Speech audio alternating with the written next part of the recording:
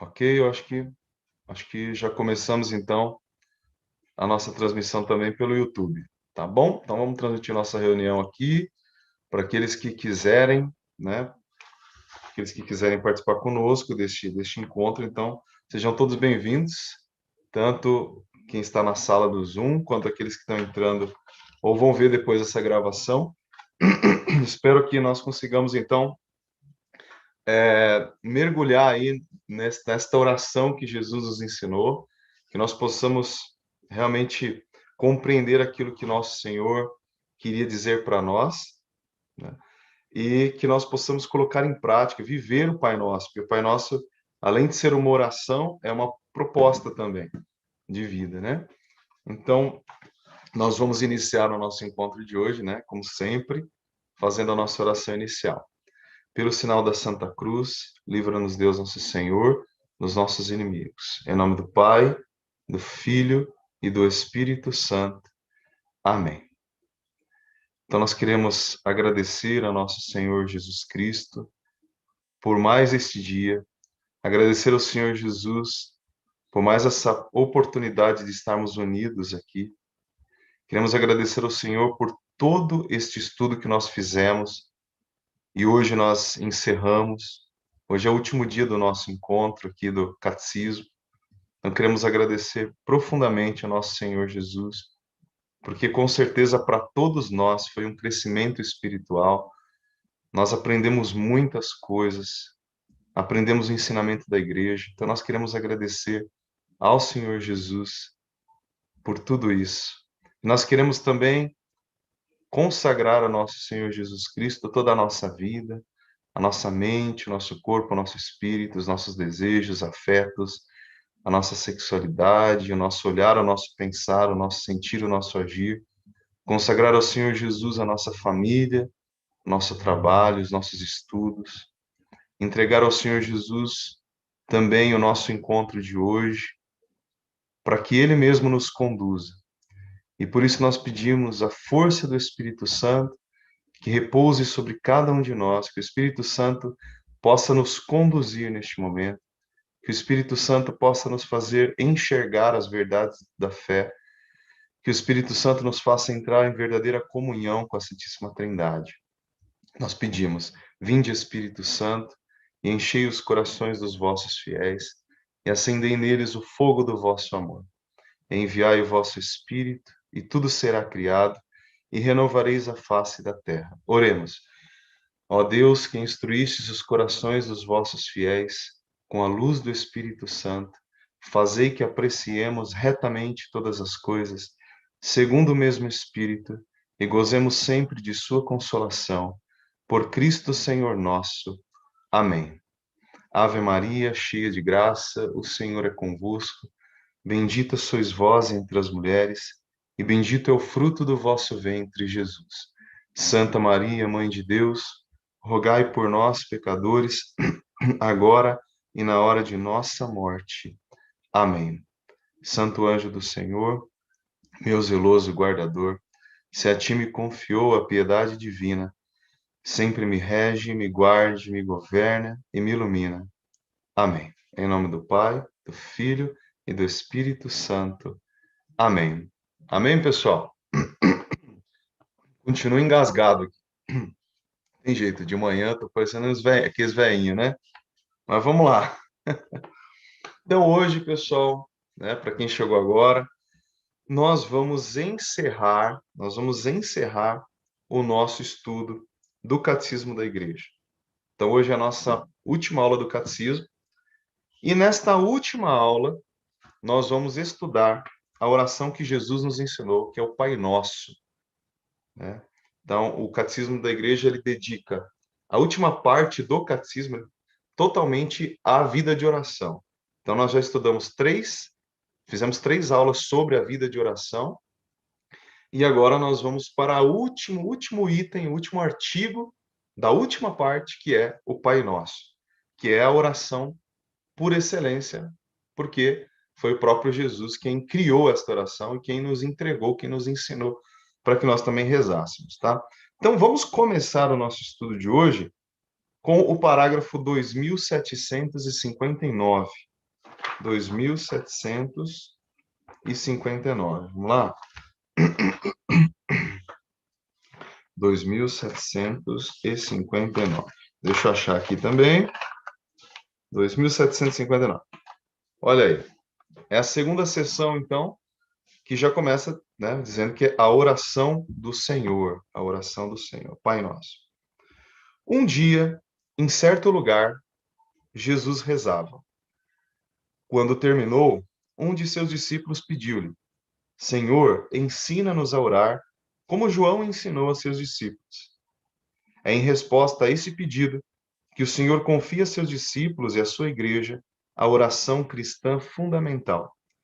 São Lucas traz um texto breve, de 5 pedidos. São Mateus, uma versão mais desenvolvida, de 7 pedidos. A tradição litúrgica da igreja conservou o texto de São Mateus. Então, assim, como é que surgiu a oração do Pai Nosso? A oração do Pai Nosso é o seguinte: Jesus, é interessante, né, o que o Lucas escreve. Diz que um dia, em certo lugar, Jesus estava rezando. Jesus rezava. Isso aqui já diz alguma coisa para nós, né? Esse um dia em certo lugar. Vocês percebem que Lucas, que é o evangelista mais detalhista, ele não determina o lugar em que Jesus está rezando, nem o dia, nem o lugar. Isso significa o quê para nós? Significa que a oração, ela existe para ser feita a qualquer hora, em qualquer lugar, né? Então, um dia em certo lugar, ou seja, o tempo de rezar é a qualquer momento, em qualquer lugar, em casa, no ônibus, no trabalho, na escola, na igreja, onde nós estivermos, nós somos chamados a entrar em comunhão com Deus. E quando Jesus, então, terminou de fazer a sua oração, os discípulos, então, chegaram a ele, porque estavam admirando aquilo que Jesus estava fazendo, a forma como ele estava imerso na oração, e pediram a ele: Senhor, ensina-nos também a nós a rezar. E Jesus, então, ensina a oração do Pai Nosso, né? E aí, o Catecismo diz que São Lucas ele vai trazer um texto um pouco mais breve, que é o Pai Nosso com 5 pedidos. A gente vai ver também isso. E São Mateus, o evangelista São Mateus, vai trazer no seu evangelho o Pai Nosso um pouquinho mais desenvolvido. Então, a oração que nós temos é a que ficou registrada por São Mateus, portanto, a versão mais longa do Pai Nosso. Então, tá aí, olha só. Vou ler para vocês, né, mas a gente já conhece a oração. Diz: Pai nosso que estais nos céus, santificado seja o vosso nome, venha a nós o vosso reino. Seja feita a vossa vontade, assim na terra como no céu. O pão nosso de cada dia nos dai hoje. Perdoai-nos as nossas ofensas, assim como nós perdoamos a quem nos tem ofendido, e não nos deixeis cair em tentação, mas livrai-nos do mal. Então, nós já temos essa oração completinha, né? A oração que São Mateus registra. Lembrando que no original, quando Jesus ele fala, ele ensina a oração, ele usa a terminologia aqui nessa parte essa parte aqui, perdoai as nossas ofensas, Jesus fala, perdoai as nossas dívidas, assim como nós perdoamos os nossos devedores, né? Mas o que que é o devedor? É aquela pessoa que tem algo, né? Algo a te dever, né? Ou seja, não necessariamente algo material, mas também algo espiritual. Então, a igreja entendeu que isso poderia se referir a uma ofensa também. Alguém que não te paga alguma coisa é como se fosse alguém que tem um débito, né? Algo a te pagar, alguém que está te devendo e que de repente não quer te pagar, entendeu? Seria aí o sentido da ofensa. Então a igreja faz uma adaptação e a oração se torna perdoar as nossas ofensas, assim como nós perdoamos a quem nos tem ofendido. Enfim, o importante é saber que é a oração que nós temos hoje. Depois, existe um documentozinho lá do primeiro século da igreja, chamado Didaquê. Eu até tenho esse livrinho, ele é bem fininho. É a Catequese dos Apóstolos. É um livro, como se fosse, como se fosse não, é justamente o ensinamento dos apóstolos lá do primeiro século, os primeiros anos da igreja, que ficou registrado nesse livrinho chamado Didaquê. Lá nós vamos encontrar ainda o acréscimo, no finalzinho do Pai Nosso, um acréscimo que é o seguinte, diz assim, você já deve ter escutado, né? Pois vosso é o reino, não, perdão, pois vosso é o poder e a glória para sempre. Pois vosso é o poder e a glória para sempre. Então lá na Didaquê vai aparecer este acréscimo no final do Pai Nosso. Pois vosso é o poder e a glória para sempre.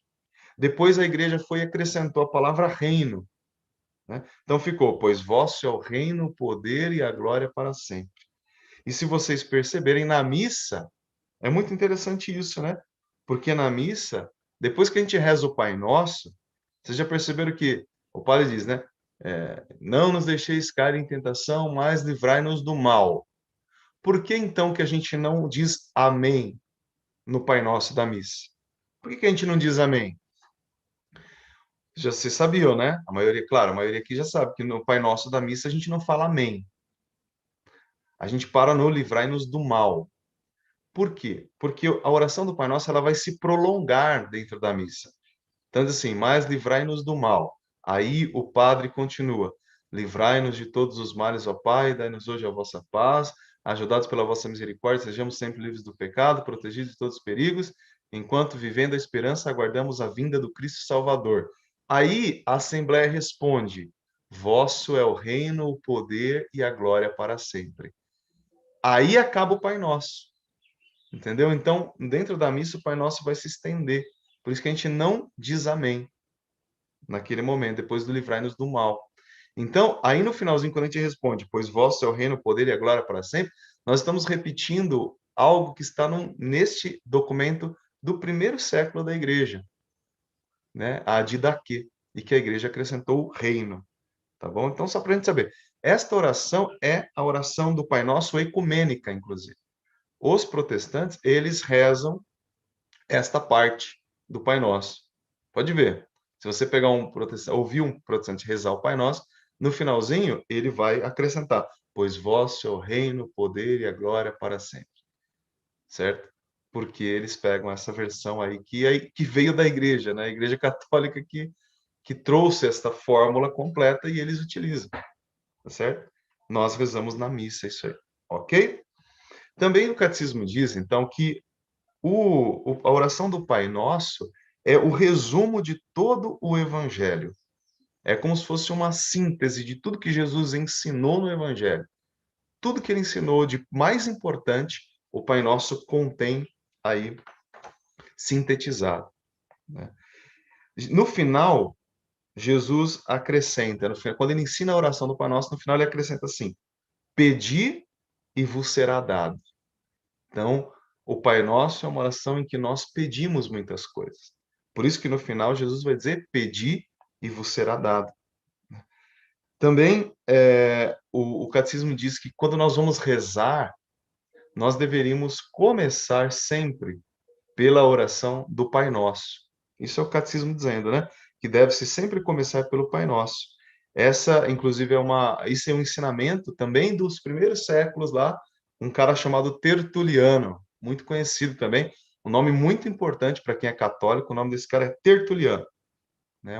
Um escritor lá dos primeiros séculos, e ele que diz isso, toda a oração deve começar pelo Pai Nosso, porque ela é a oração fundamental, é a oração que foi ensinada pelo próprio Cristo e, portanto, é a oração principal, né? Então, eu gostaria também de ler agora com vocês uma citação do parágrafo 2762. 2762, a citação, que é uma citação de Santo Agostinho, 2762. Olha o que Santo Agostinho diz. Depois de mostrar. Não, perdão. É a citaçãozinha, né? Só a letrinha menor aí. Percorrei todas as orações que se encontram nas Escrituras, e eu não creio que possais encontrar nelas algo que não esteja incluída na oração do Senhor. Então, Santo Agostinho dizia que se você pegar todos os salmos e todas as orações dos caras lá do Antigo Testamento, você juntar todas elas, você não vai encontrar nenhuma delas que esteja fora do que Jesus ensinou no Pai Nosso. Então, o Pai Nosso reúne, inclusive, todas as orações. Até mesmo porque todas as orações né? E todos os salmos, eles estão, de alguma forma, ligados à pessoa de Jesus. Então, o próprio Cristo reúne em si mesmo todas as orações do Antigo Testamento, né? Ok? Vamos lá, continuando. Todas as escrituras se realizam em Cristo. Todas as escrituras se realizam em Cristo. São Mateus resume o Evangelho no Sermão da Montanha. Então, olha só que interessante que o catecismo está dizendo. Todas as escrituras, elas vão se cumprir, se realizar em Jesus, né? Então, São Mateus vai resumir o Evangelho, ou seja, todo o ensinamento de Cristo, ele mesmo que já é o resumo de todas as escrituras.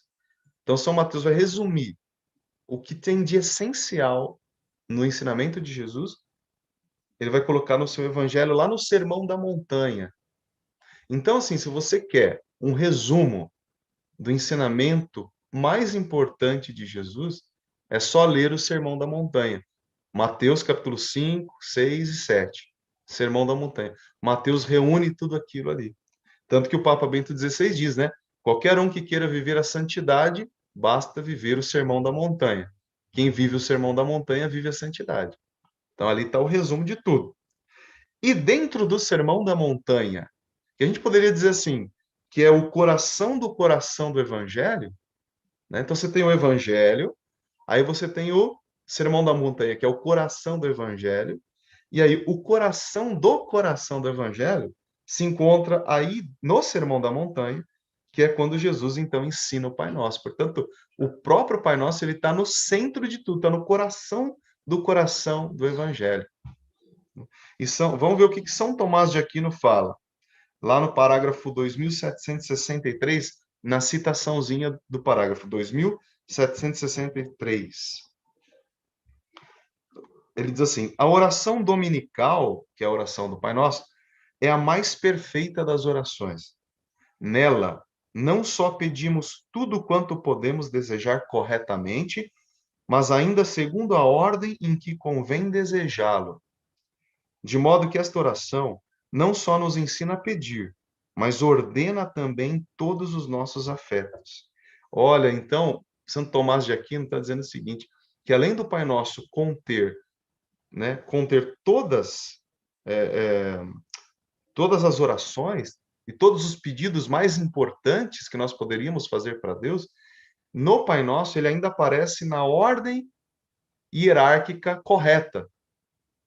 É como se São Tomás estivesse dizendo que há uma hierarquia nos pedidos que nós devemos fazer a Deus. Há uma hierarquia. Na verdade, Jesus mesmo deixou isso subentendido, né, no Evangelho, quando ele diz: procurai em primeiro lugar, buscai o reino dos céus e a sua justiça, e depois as outras coisas vão ser acrescentadas. Então, o próprio Jesus mostrou que há uma hierarquia de valores, há uma hierarquia daquilo que a gente pede. Então, São Tomás diz que no Pai Nosso, até mesmo essa hierarquia aparece. Primeiro, por onde nós. O que é mais importante? O que está no topo dos pedidos? Até descer ao menor dos pedidos. Entendeu? Então, o próprio Pai Nosso, dentro dele existe uma hierarquia de pedidos, né, que a gente vai ver também. Continuando. Tanto no Sermão da Montanha como no Pai Nosso, o Espírito Santo molda os nossos desejos. Então, lá no Sermão da Montanha, que é o ensinamento de Jesus, o novo ensinamento, o Espírito Santo molda o nosso coração, molda os nossos desejos para Deus, ou seja, mostra para nós o que realmente é importante viver. Da mesma forma, no Pai Nosso, o Espírito Santo molda os nossos desejos também, para que nós possamos viver a vontade de Deus. Então, tanto o ensinamento de Jesus quanto a oração que ele ensina são instrumentos para que o próprio Espírito Santo nos remodele a imagem e semelhança de Deus. Jesus nos ensina a viver a vida nova e a pedi-la pela oração. Então, diz o catecismo que tanto a nossa vida diária, quanto a nossa oração, elas precisam ser uma coisa só. A gente não pode separar a nossa vida, né, a maneira, o nosso comportamento, a nossa forma de viver com a nossa vida de oração, certo? Então, aquilo que eu aquilo que eu vivencio, aquilo que eu experiencio diante de Deus na oração, precisa se transformar em vida. Ou seja, eu preciso que o meu coração na oração seja transformado por Deus para que a minha vida seja uma oração. A minha vida se transforme em verdadeira oração. De tal forma que as pessoas que olharem para nós, para cada um de nós, elas sintam a presença de Deus. Porque o que é oração? Não é a comunhão com Deus? É a comunhão com Deus. Então, quando as pessoas se aproximarem de nós, elas precisam sentir isto. E elas precisam ver isto nos nossos gestos, nas nossas palavras, nos nossos atos, de tal forma que elas olhem para nós e digam: esta é uma pessoa que vive em comunhão com Deus. Porque se a gente separa a vida da oração, tem alguma coisa errada. Eu rezo uma coisa, mas eu vivo outra. E aí tem alguma coisa errada. Está incoerente, né? Aquilo que São Paulo fala. Se nós vivemos pelo Espírito, nós devemos nos deixar conduzir pelo Espírito. Temos que pautar a nossa vida segundo a condução do Espírito Santo. Ok? Não pode ser coisa assim, né? No domingo eu vou na missa, vivo uma coisa e depois, durante a semana, eu vivo outra. Aí existe uma incoerência de fé. Ok? A gente já sabe disso, né? Também esta oração, o Pai Nosso, é chamada de oração do Senhor, pois Jesus nos dá as palavras que o Pai lhe deu. A oração do Senhor, né? Então é a oração do próprio Cristo. Esta oração, em primeiro lugar, pertence a Cristo. Por quê? Porque ele é o Filho único. O único que pode chamar a Deus de Pai, no sentido da Trindade, é Jesus. Ele é o Filho único, né? Dentro da Trindade, Pai, Filho e Espírito Santo, só há um Filho eterno, que é Jesus. Nós chamamos a Deus de Pai porque Cristo nos deu essa possibilidade, né? Então, o Filho único é Ele. Nós somos os filhos de Deus. Os filhos. Cada um de nós é filho de Deus. Nós somos os filhos. Mas o único Filho eterno é Jesus. Mas nós somos filhos de Deus também. A palavra de Deus nos fala isso. E o próprio Jesus nos disse: vou para o meu Pai e vosso Pai. Então, Deus é nosso Pai também, né? Mas a gente já estudou isso lá na profissão de fé. Por que que Jesus é o Filho único? O Filho eterno, né? Porque na Trindade o único que é filho é Ele, eterno. Nós somos filhos, né? Por tabela. Vamos lá. A oração do Pai Nosso não é uma fórmula mágica, diz o catecismo. Não é uma fórmula mágica, né? Então, rezei o Pai Nosso, está tudo resolvido, né? Fiz minha oraçãozinha de manhã. Rezei o Pai Nosso de manhã, pronto. Agora eu posso viver o que eu quiser, fazer o que eu quiser. Não. Mas é uma oração de quem está cheio do Espírito Santo e se relaciona com seu Pai. Porque a palavra de Deus nos diz, São Paulo nos diz que o Espírito Santo dentro de nós, ele nos ensina a chamar a Deus de Pai. O Espírito que nos ensina, nos incita a chamar a Deus de Pai, Abá, Pai. É o Espírito que clama dentro de nós e nos dá a possibilidade, nos ensina a nos relacionarmos com Deus como filhos. Então, quando a gente falar com Deus, tem que ser um relacionamento de um filho para com seu pai. É o dom do Espírito Santo chamado dom da piedade. Aquele dom que a gente recebe no crisma. O dom da piedade. O que é a piedade? É o dom que me ensina a conversar com Deus como um filho fala a seu pai. Eu percebo que Deus é meu pai. Ele fala comigo como um pai, eu falo a ele como um filho. Esse é o dom da piedade, um dom de santificação. Por isso que ele é um dom de santificação. Porque quando a gente aprende a se relacionar assim com Deus, que é o desejo de Deus, ele quer que nós nos relacionemos com ele assim, então a gente vai alcançar a santidade, né? Porque, como São João nos fala, no amor não há temor, não há medo, né? Então, quem ama de verdade não tem medo. Então, antigamente, as pessoas tinham medo de se relacionar com Deus, de falar com Deus. Mas o Espírito Santo nos ensinou a humanidade, ensinou a igreja que ele mesmo quer que nós chamemos a Deus de Pai, que nós nos relacionemos com Deus como filhos, tá certo? Vamos lá, continuando aí. Então, a Didaquê, por exemplo, aquele livrinho que eu falei, ele ensina que os primeiros cristãos rezavam o Pai Nosso 3 vezes ao dia. Então, lá naquele livrinho diz que os primeiros cristãos, os primeiros católicos, rezavam o Pai Nosso 3 vezes por dia. Manhã, tarde e noite. Eles rezavam o Pai Nosso. Era uma tradição, né? São João Crisóstomo, que é um outro grande, um gigante da nossa fé. São João Crisóstomo é um cara sensacional, maravilhoso, dos primeiros séculos também. Ele afirma que o Pai Nosso é essencialmente uma oração litúrgica.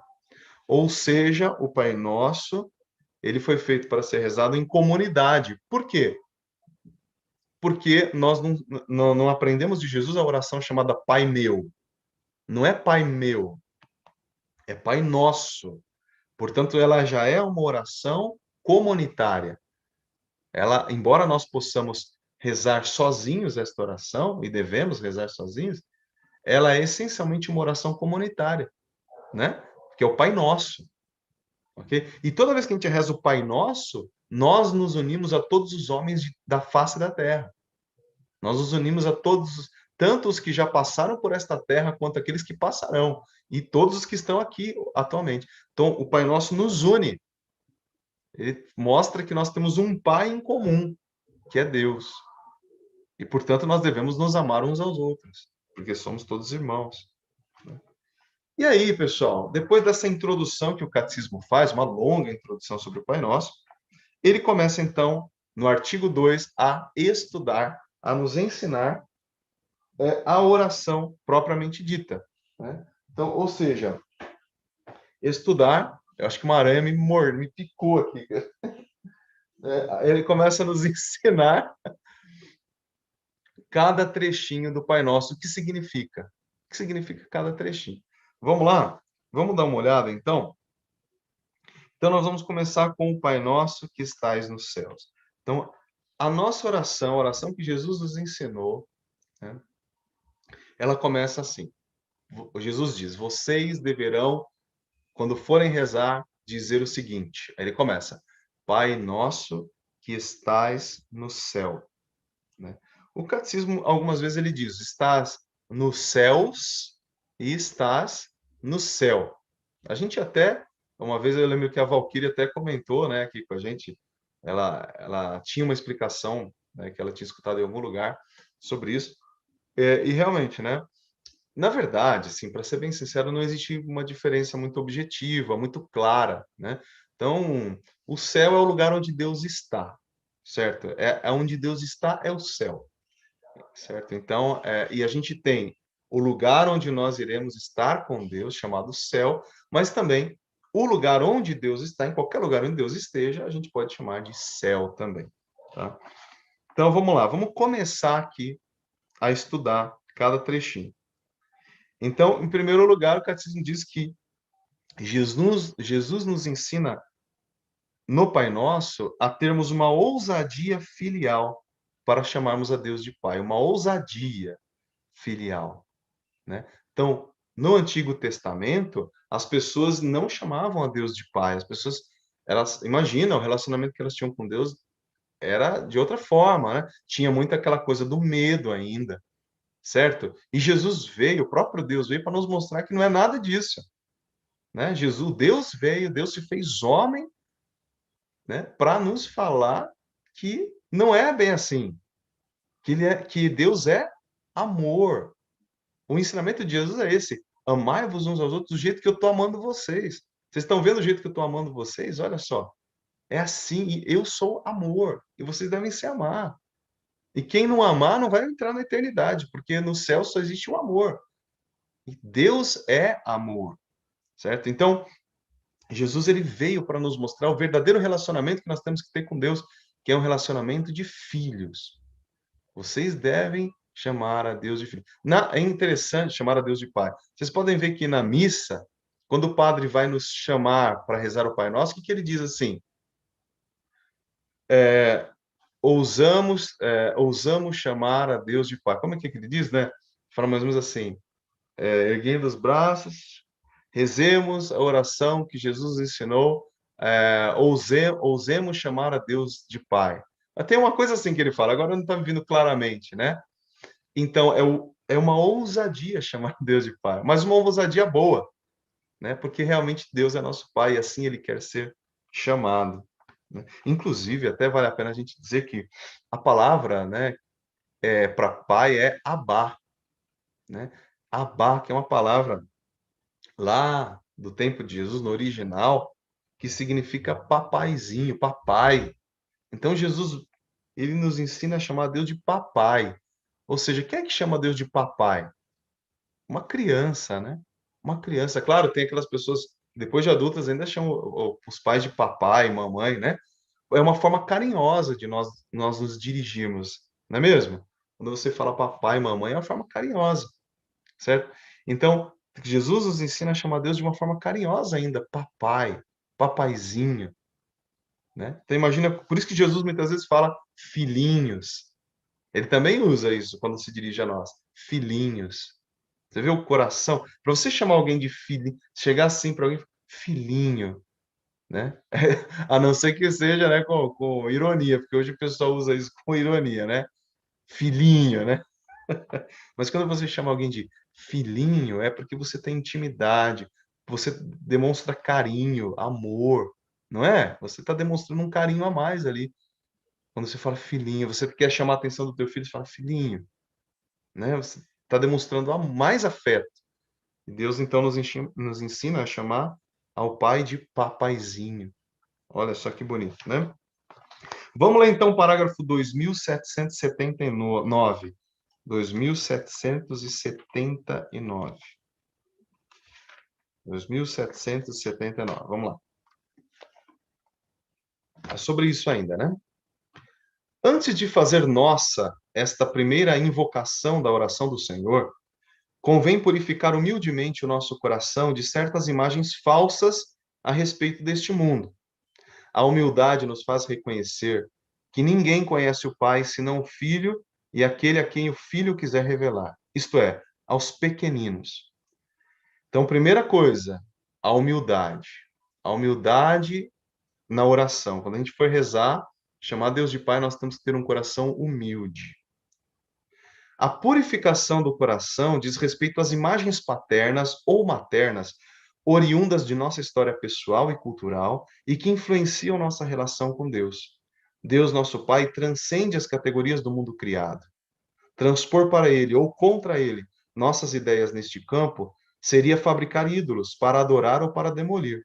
Orar ao Pai é entrar em seu mistério tal qual ele é e tal como o Filho nos revelou. Olha só, isso aqui é uma coisa extremamente importante, mas muito importante isso aqui.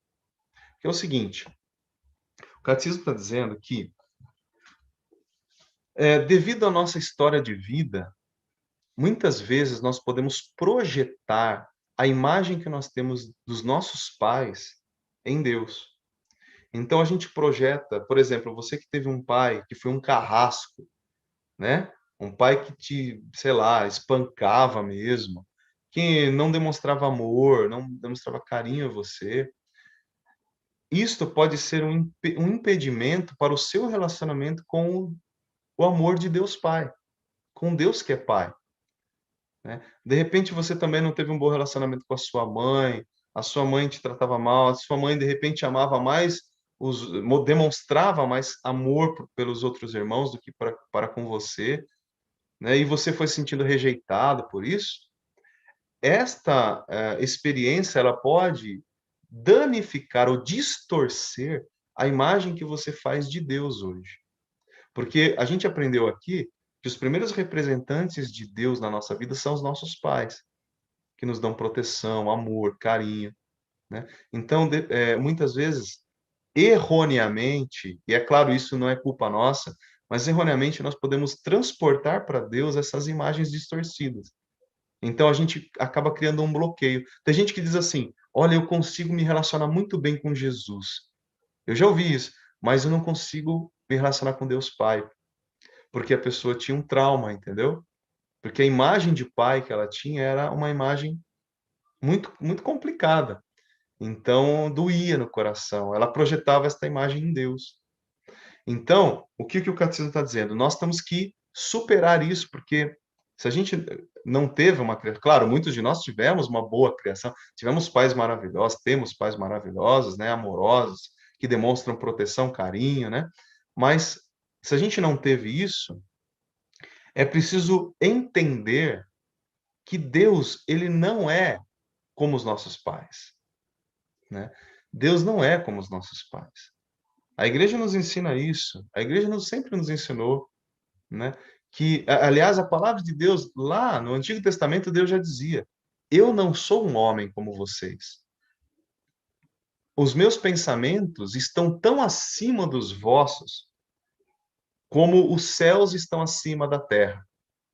Então, os pensamentos de Deus, o amor de Deus não se compara ao que nós sentimos, entendeu? Então, o amor de Deus é algo que nós aqui nessa terra experimentamos um pouco, né? Na eternidade a gente vai experimentar em plenitude este amor.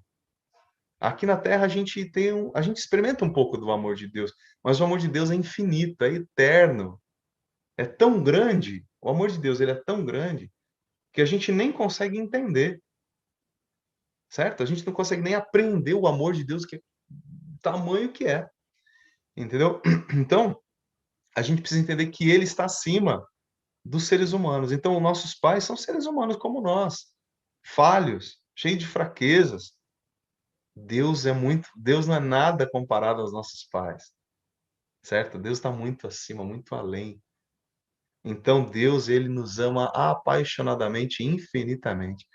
Então, que você, se você tem esta dificuldade, supere isso, entenda. Entenda que os seus pais são como você, falhos, né? Seres humanos. Deus não é nada disso. Deus é muito além.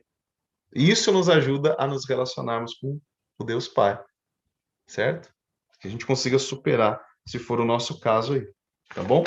Vamos lá. Então, a partir de agora, o novo nome que Deus tem, que Jesus nos ensina, é Pai.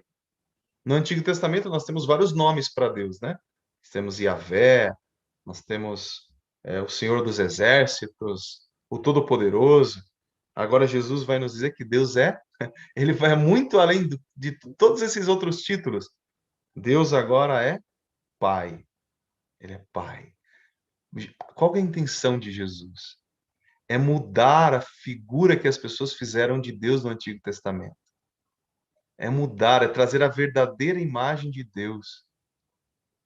Antigamente os caras falavam assim, né? Não, porque Deus, ele é o Deus da justiça, é o Deus que vai mandar o fogo do céu para matar todo mundo, certo? A imagem que os caras tinham. E Jesus veio para dizer, não, Deus é um pai. Ele veio trazer a verdadeira imagem de Deus, o rosto verdadeiro. Então agora não precisa mais falar o Senhor dos Exércitos, o Senhor da Justiça, mas agora é o Deus Pai, ok? Jesus vai consertar a imagem que nós distorcemos de Deus. Ele mesmo vai mostrar isso com a sua vida. Também essa expressão é antes de tudo, quando a gente fala Pai, a gente está só na primeira palavra do Pai Nosso. Quando a gente diz Pai, essa palavra é, antes de tudo, uma bênção de adoração. Antes de ser um pedido, ela é uma bênção de adoração, pois nós agradecemos o dom que Deus nos deu de podermos nos dirigir a Ele desta forma. Então, quando diz Pai, quando você pronuncia esta primeira palavra da oração, você está adorando a Deus, Pai, e agradecendo a Ele por tudo que Ele fez, faz, fará, por Ele ter dado a oportunidade de você estar vivo, nós estarmos vivos, por Ele nos dar a oportunidade de nós chamarmos a Ele desta maneira, né? Assim, somos revelados a nós mesmos como filhos de Deus, ao mesmo tempo que o Pai nos é revelado. Isso que o catecismo diz. Então, quando a gente fala Pai, nos é revelado que nós somos filhos, certo?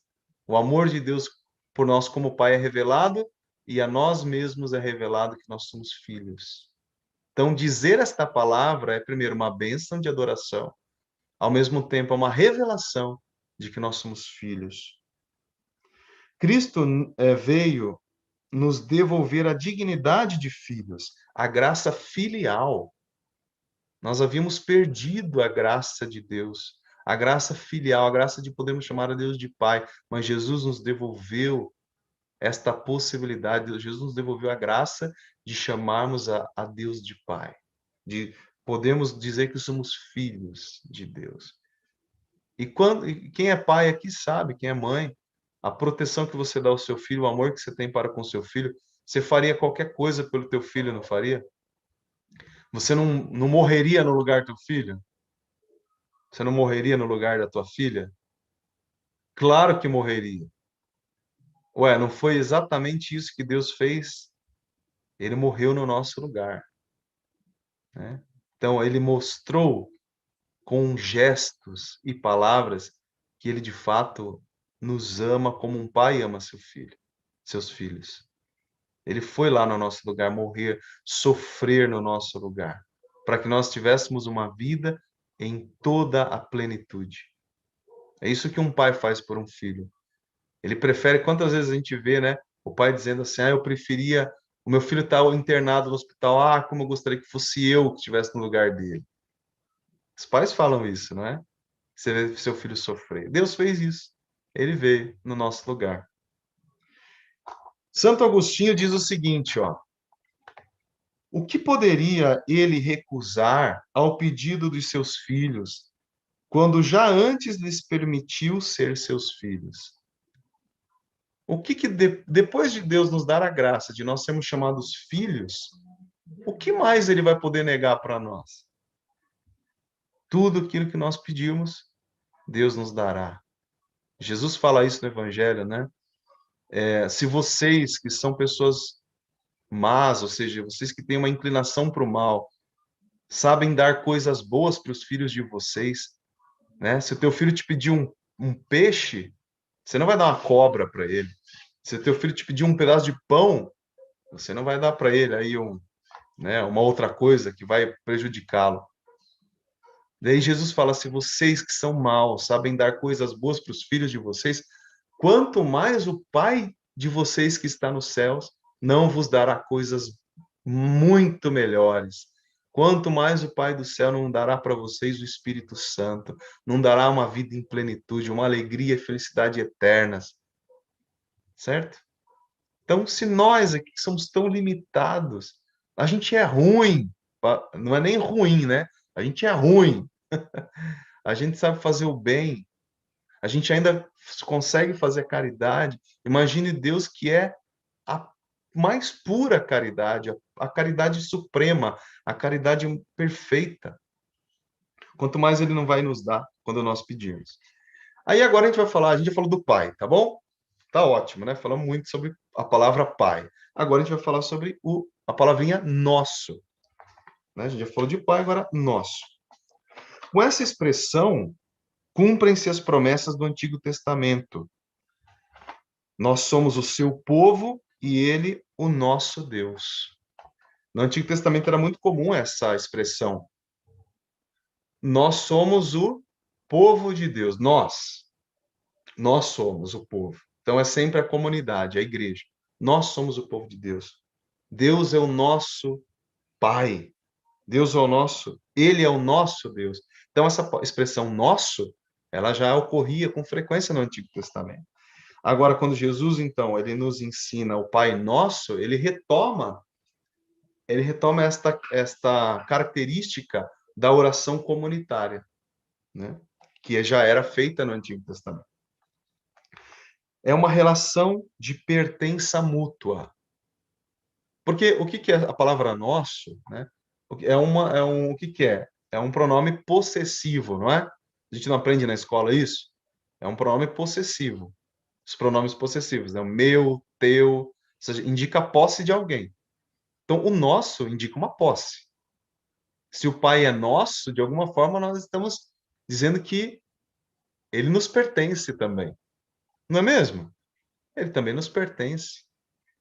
E se ele é nosso pai, nós somos os filhos dele. Ou seja, existe também aqui um outro pronome, né? De posse, certo? Que é o dele.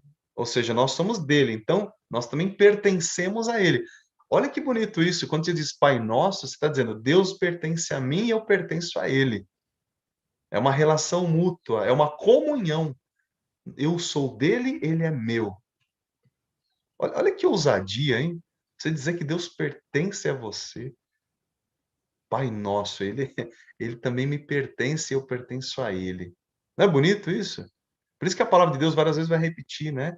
Nós seremos o seu povo e ele será o nosso Deus. É uma expressão que traz comunhão, certo? Vamos lá. Exprime a esperança no céu, essa palavra. Serei o seu Deus e ele será o meu filho.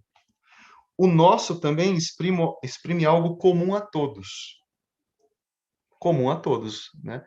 Você tem o nosso, se é nosso, se é da humanidade toda, dos que já morreram, estão no céu, no purgatório, né? Os que virão, os que estão vivos agora. É nosso, é de todo mundo, então significa que nós temos uma relação entre nós. Algo nos une, ou melhor, alguém nos une. Quem nos une? Deus. Há algo em comum entre nós, é Deus. Dele, todos nós viemos. E todos nós estamos unidos nele. Então, existe uma comunhão também entre nós, percebe? Quando a gente fala, então, Pai Nosso, a gente está declarando que existe uma comunhão nossa com Deus e existe uma comunhão entre nós. De mim com vocês, de vocês comigo. E com toda a humanidade. Certo? Você viu como é profunda essa oração? A gente está nas duas primeiras palavras ainda. É um apelo à unidade dos cristãos.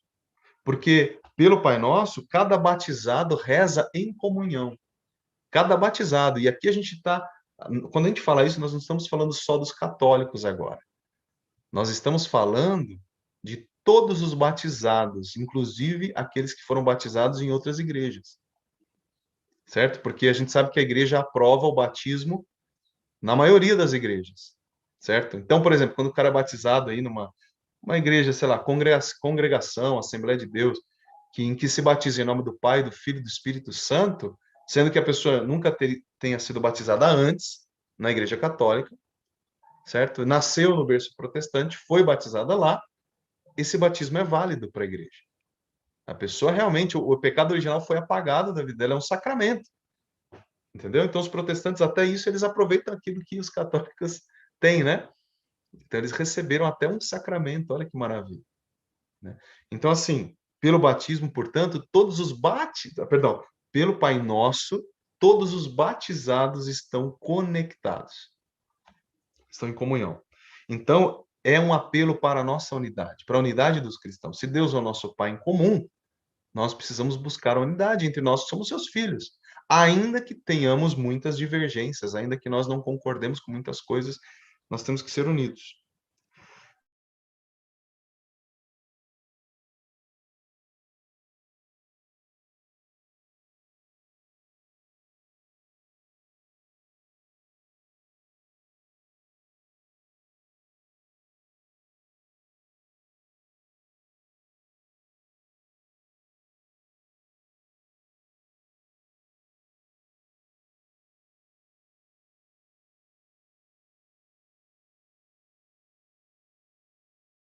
Quando eu digo Pai meu, eu meio que excluo todo mundo e fica só Deus para mim.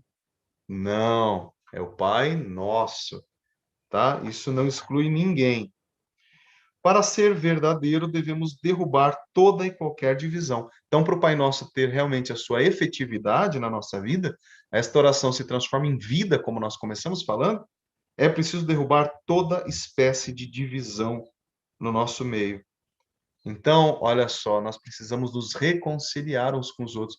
O Pai Nosso é um convite para que nós perdoemos a todas as pessoas e vivamos uma vida reconciliada. Por isso devemos levar a todos os filhos de Deus, a cada ser humano em nossa oração ao nosso Pai. O catecismo, essa parte aqui, ele encerra dizendo isso, que nós, portanto, devemos, quando a gente rezar o Pai Nosso, trazer no nosso coração todos os nossos irmãos espalhados pelo mundo inteiro. Não é uma oração individualista, é uma oração que nos une. Então eu trago todos aqueles que sofrem, todos os enfermos, todas as pessoas injustiçadas, as pessoas em depressão, as pessoas desempregadas, mas eu trago também as pessoas que estão sendo felizes. Eu trago todo mundo nesta oração. É uma oração, por isso que ela é a oração perfeita, completa. Tá vendo como não é uma oração qualquer? Vamos passar para o segundo tópico agora do Pai Nosso. Então, Pai Nosso que estais no céu. O que essa expressão aí quer dizer? Vamos pegar então o nosso catecismo no parágrafo 2794. 2794. Vamos lá? Só tomar uma água aqui, né? Porque 2794. Esta expressão bíblica não significa um lugar, o espaço, mas uma maneira de ser, não o afastamento de Deus, mas sua majestade. Então, assim, só para a gente já começar a pensar nisso aqui, né? Então, ele não está falando, quando Jesus fala do céu, ele não está falando do espaço. Então, o Pai Nosso que estás no céu. Aí a gente olha lá para o universo, para o espaço sideral, e fala, Deus mora lá no espaço. É importante a gente aprender isso, né? Que realmente a gente fala com Deus, a gente olha para cima, né? Deus, Pai que está no céu. Aí eu olho para o céu. Mas não é isso que significa, ok? Não é isso. Tampouco é o afastamento de Deus. Então, tipo, eu tô aqui na terra, pequenininho, não sou, e Deus está lá no céu, Deus está lá em cima. Também não é esse o sentido que Jesus quis dar para nós, né? Quando fala do céu. Continuando, nosso Pai não está em outro lugar. Ele está para além de tudo quanto possamos conceber a respeito de sua santidade. Ou seja, Deus, ele é inexprimível, Deus, ele é inefável. Nós não conseguimos expressar perfeitamente a grandiosidade de Deus. Ele está acima dos nossos pensamentos. Ele é muito além do que a nossa cabecinha tão pequenininha consegue comportar. A nossa cabeça é muito pequena. A gente não consegue entender Deus, porque ele está muito acima da nossa compreensão, que é desse tamanho. É um grão de arroz a nossa cabeça, perto da imensidão, da infinitude que é Deus. Certo? Então, começa por aí. Porque ele é 3 vezes santo, está bem próximo do coração humilde e contrito. Então, Deus não está fora, Deus está dentro de nós. Deus, ele enche o universo. É muito interessante, tem um livro aqui de Santo Agostinho, o comentário de Santo Agostinho que ele faz, eu não sei se é o comentário ao Gênesis, não sei se é o comentário ao Gênesis ou se isso está nas Confissões de Santo Agostinho. É muito interessante, porque é maravilhoso. A reflexão de Santo Agostinho é incrível. Então ele fala: se Deus está em todos os lugares, então não existe algum lugar que ele não esteja. Portanto, se Deus ele é onipresente, então agora ele está aqui. Não existe um lugar que se esconda da sua presença. Ele está em toda parte, né? E ao mesmo tempo ele não está dentro do que ele criou, ele está fora. Então, antes de que tudo existisse, ele já existia. Então ele começou a criar tudo do nada. Então, ao mesmo tempo que ele está fora, ele está dentro, ele está em tudo. É uma reflexão muito interessante, né? Claro, eu não consigo reproduzir aqui o que Santo Agostinho falou, mas é uma coisa maravilhosa, vale a pena a gente conhecer, né? Então, Deus está, ele quis vir morar dentro de nós. Eu gosto de uma passagem, eu gosto muito de uma passagem do Evangelho, que Jesus fala o seguinte: quem guardar a minha palavra será amado por meu Pai. E eu e ele, eu e meu Pai, iremos a essa pessoa, viremos até essa pessoa e faremos nele a nossa morada. Olha só. Então, Jesus falou isso. Nós faremos nesta pessoa, dentro dela, a nossa morada, a nossa casa. Então, Deus mora dentro de nós. Ele habita dentro de nós, né? O Espírito Santo habita em nós, a Santíssima Trindade habita dentro de nós. Então, esse Deus gigantesco quis vir morar dentro, né? O que mais a gente pode querer pedir para Deus, né? Olha só. É com razão que estas palavras, Pai nosso que estais no céu, provém do coração dos justos, onde Deus habita como que em seu templo. Por elas também o que reza desejará ver morar em si aquele que ele invoca. Certo? Olha aqui o catecismo da igreja. Isso aqui é uma citação de Santo Agostinho também, dizendo que esta oração do Pai Nosso provém do coração dos justos, onde Deus habita. Habita como que em seu templo. A gente até falou uma vez isso, né? Lá no Templo de Jerusalém era o lugar onde Deus morava, lembra? Onde é a casa de Deus? Por isso que ganhou essa expressão, a casa de Deus. O templo era a casa de Deus. Ou seja, você quer se encontrar com Deus, você vai lá no Templo de Jerusalém. É o lugar da habitação de Deus. Ele habita lá. Eu entrei lá, ele está lá. Porque ele mora lá. É como se você fosse visitar um amigo. Você chega na casa dele, está lá, né? Só que aí no Novo Testamento Jesus vai mostrar o contrário. Ele vai mostrar que Deus, onde Deus habita, ele habita em nós. Qual que é o templo onde Deus habita? Nós mesmos. Cada ser humano, cada filho, ele veio morar. Não é mais aquele templo grandão de Salomão lá, mas agora nós somos esse templo onde ele habita. Certo? Você olha que mudança radical, né? Continuando. Ainda continua aqui uma citação agora de São Cirilo de Jerusalém, na página seguinte. Os céus poderiam muito bem ser também aqueles que trazem a imagem do mundo celeste, nos quais Deus habita e passeia. Ou seja, nós, São Cirilo de Jerusalém está dizendo que nós mesmos somos o céu, porque é o lugar onde Deus habita. E até ele usa essa expressão, onde Deus habita e passeia. Não era isso que Deus fazia lá no paraíso? Passeava no jardim do Éden? Então ele está dizendo, é uma, né, uma referência, onde Deus habita e passeia. Deus mora em mim. Se Deus mora em mim, o céu é aqui. Certo? Opa, deixa eu fechar aqui, tá chovendo aqui dentro. Uma chuva de graça, né? Vamos lá, continuando. Deixa eu pegar minha colinha aqui para a gente prosseguir. Vamos ler agora o parágrafo 2796. 2796. Quando a igreja reza, Pai nosso que estais nos céus, professa que somos o povo de Deus já assentados nos céus em Cristo Jesus, escondidos com Cristo em Deus, e ao mesmo tempo gememos pelo desejo ardente de revestir por cima de nossa morada terrestre a nossa habitação celeste. Ou seja, aqui também, quando a gente fala céu, a gente já está apontando para a nossa morada, o lugar onde nós viveremos para sempre com Deus, onde os justos já estão, onde os santos já moram com Deus na eternidade. A gente não sabe dizer onde é isso, certo? Vamos lá, vamos ser claros, né? A gente não sabe dizer onde é o céu, um lugar, né? A gente não sabe dizer, mas a gente sabe que existe.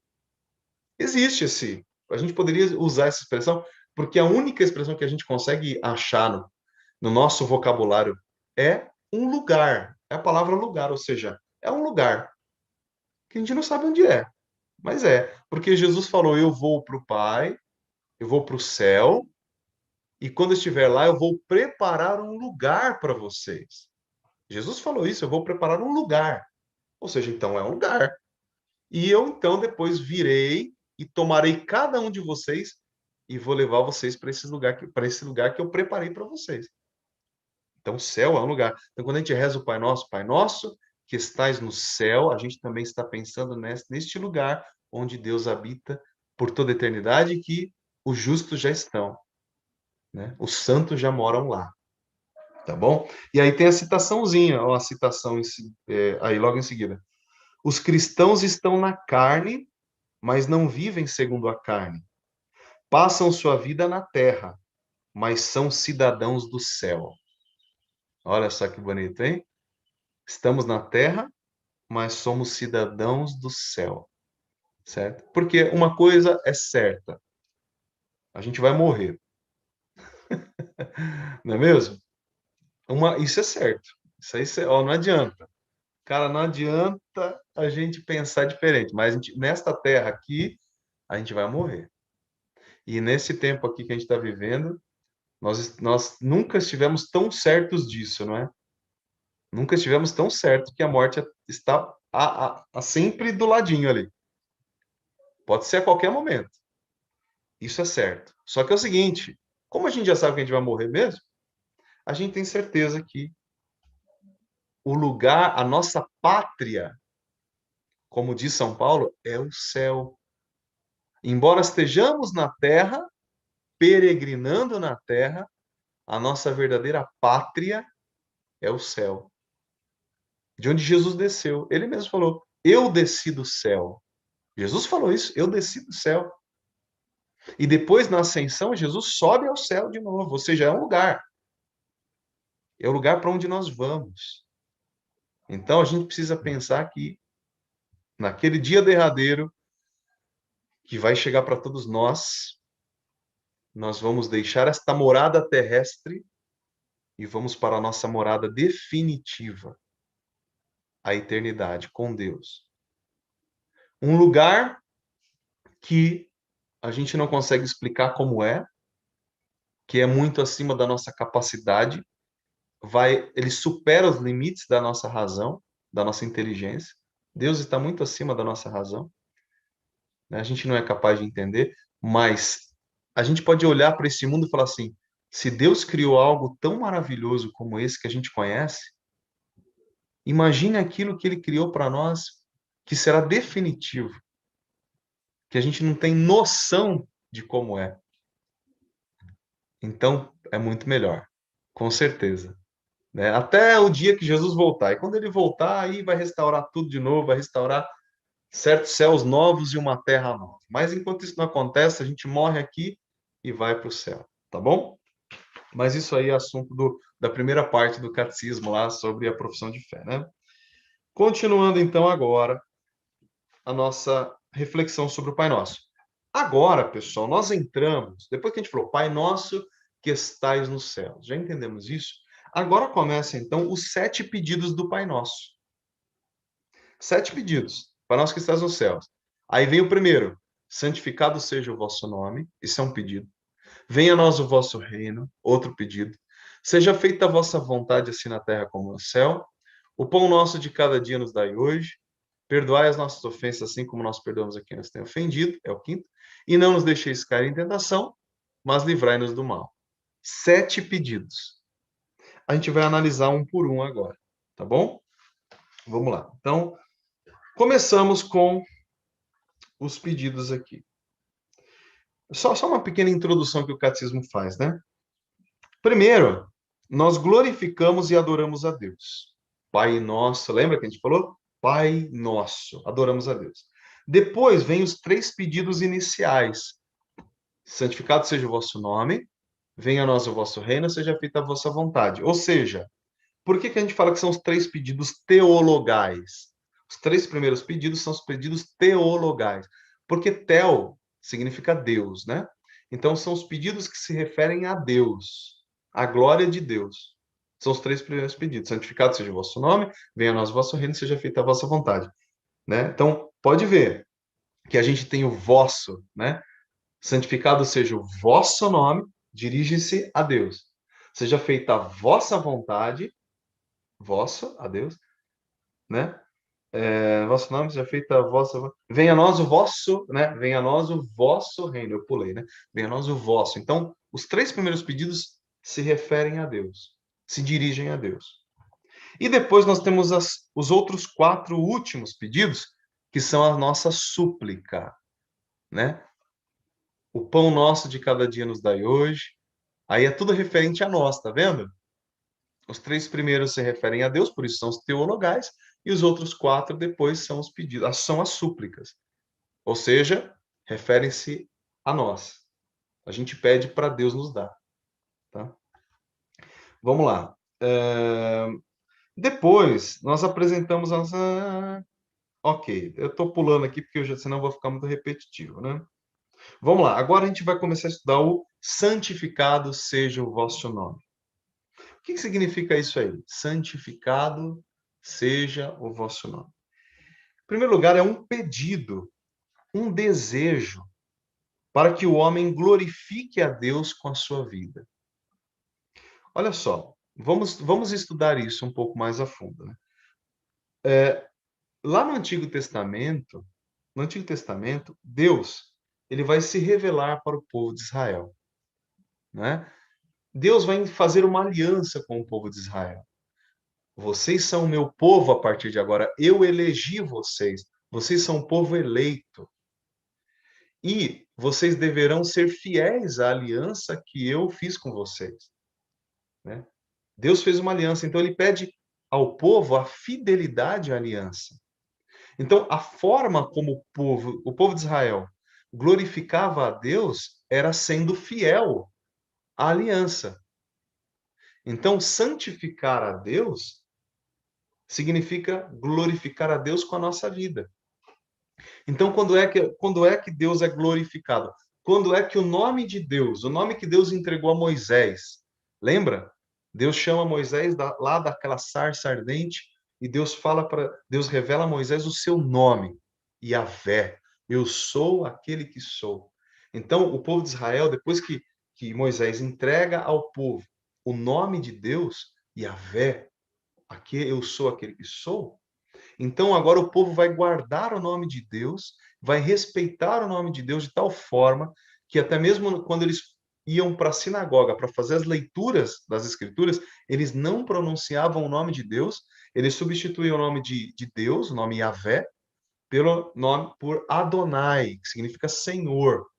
Então eles não pronunciavam, eles olhavam que estava escrito o nome de Deus, mas eles não falavam, eles substituíam na hora de proclamar.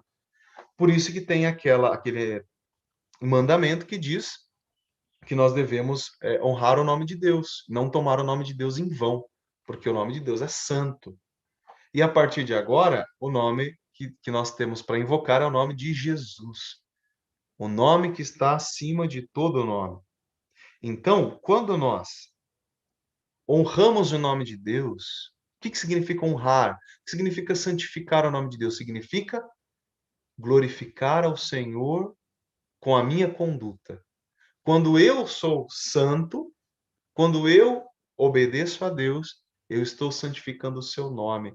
O nome um nome que eu recebi de Deus, esse nome que Deus deu a nós recebemos de Deus.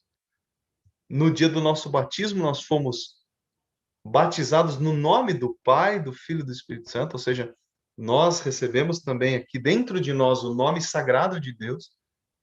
Portanto, cada batizado glorifica a Deus honrando este nome. Então, quando eu digo assim, santificado seja o vosso nome, eu estou dizendo, Senhor, que cada cristão neste mundo todo, cada cristão espalhado por todo este mundo, por todo este planeta, possa glorificar o teu nome com a vida. Que cada cristão dê testemunho de vida, de santidade. Isto é honrar o nome, isso é santificar o nome de Deus. E que cada pessoa que ainda não conhece a Deus possa conhecê-lo e também honrar o seu nome. E se todos nós, no mundo inteiro, se cada ser humano viver a santidade, o nome de Deus será glorificado para sempre. Será plenamente glorificado. Imagina, se todas as pessoas no teu trabalho, se todas as pessoas na tua casa, se todas as pessoas do teu bairro, da tua cidade, glorificarem a Deus, o nome de Deus será glorificado. Se todas essas pessoas forem viverem a fé, colocarem em prática o amor que Jesus nos ensinou, o nome de Deus será honrado, o nome de Deus será glorificado. Entende? Então é isso, né? Nós é assim que cumprimos esta parte do Pai Nosso. Nós desejamos, né? O catecismo começa falando que é um desejo. Senhor, que o teu nome seja santificado. Que o teu nome seja santificado. E ele é santificado com a minha vida. Ele é santificado com a conduta e a vida de cada cristão.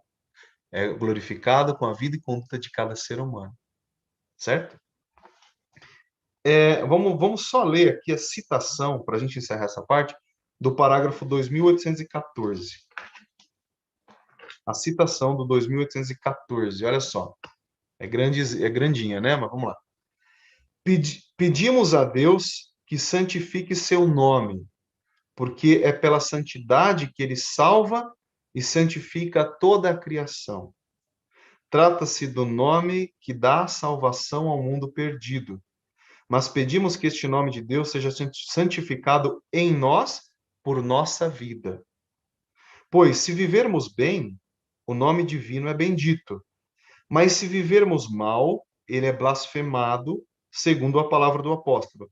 O nome de Deus está sendo blasfemado por vossa causa entre os pagãos. Ou seja, o povo olhava para os cristãos daquela época e dizia assim: ó, vocês não vivem o que vocês pregam. Então, esse Deus que vocês falam aí, ó, esse Deus, ele não é tudo isso que vocês falam, porque ele não está mudando a vida de vocês. Então, São Paulo adverte, olha, aos romanos, vocês estão blasfemando o nome de Deus está sendo blasfemado por causa de vocês, por causa da conduta de vocês. Rezamos, portanto, para merecer ter em nossas almas tanta santidade quanto é santo o nome de nosso Deus. Espera só um pouquinho, gente. Espera só um pouquinho que estão gritando aqui no meu portão. Espera aí.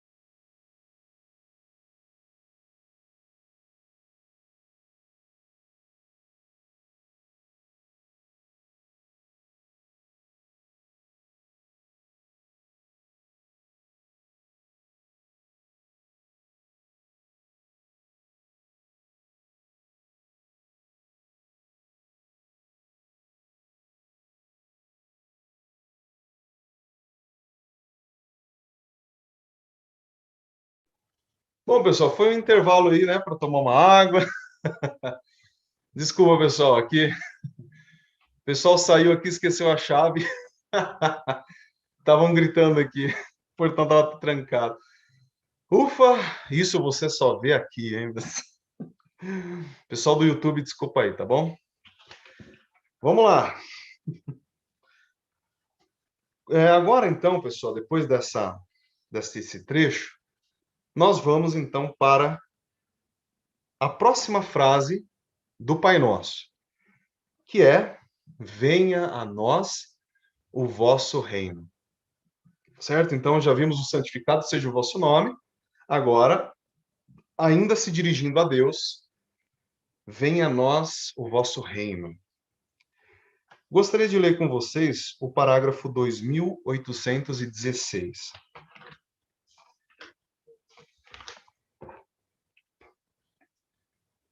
2816 e também a citação do 2816. Vamos lá?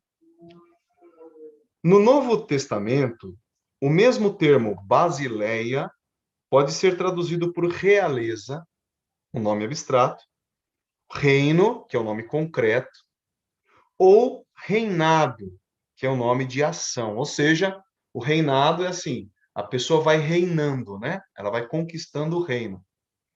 O reinado de Deus existe antes de nós. Perdão, o reino de Deus existe antes de nós.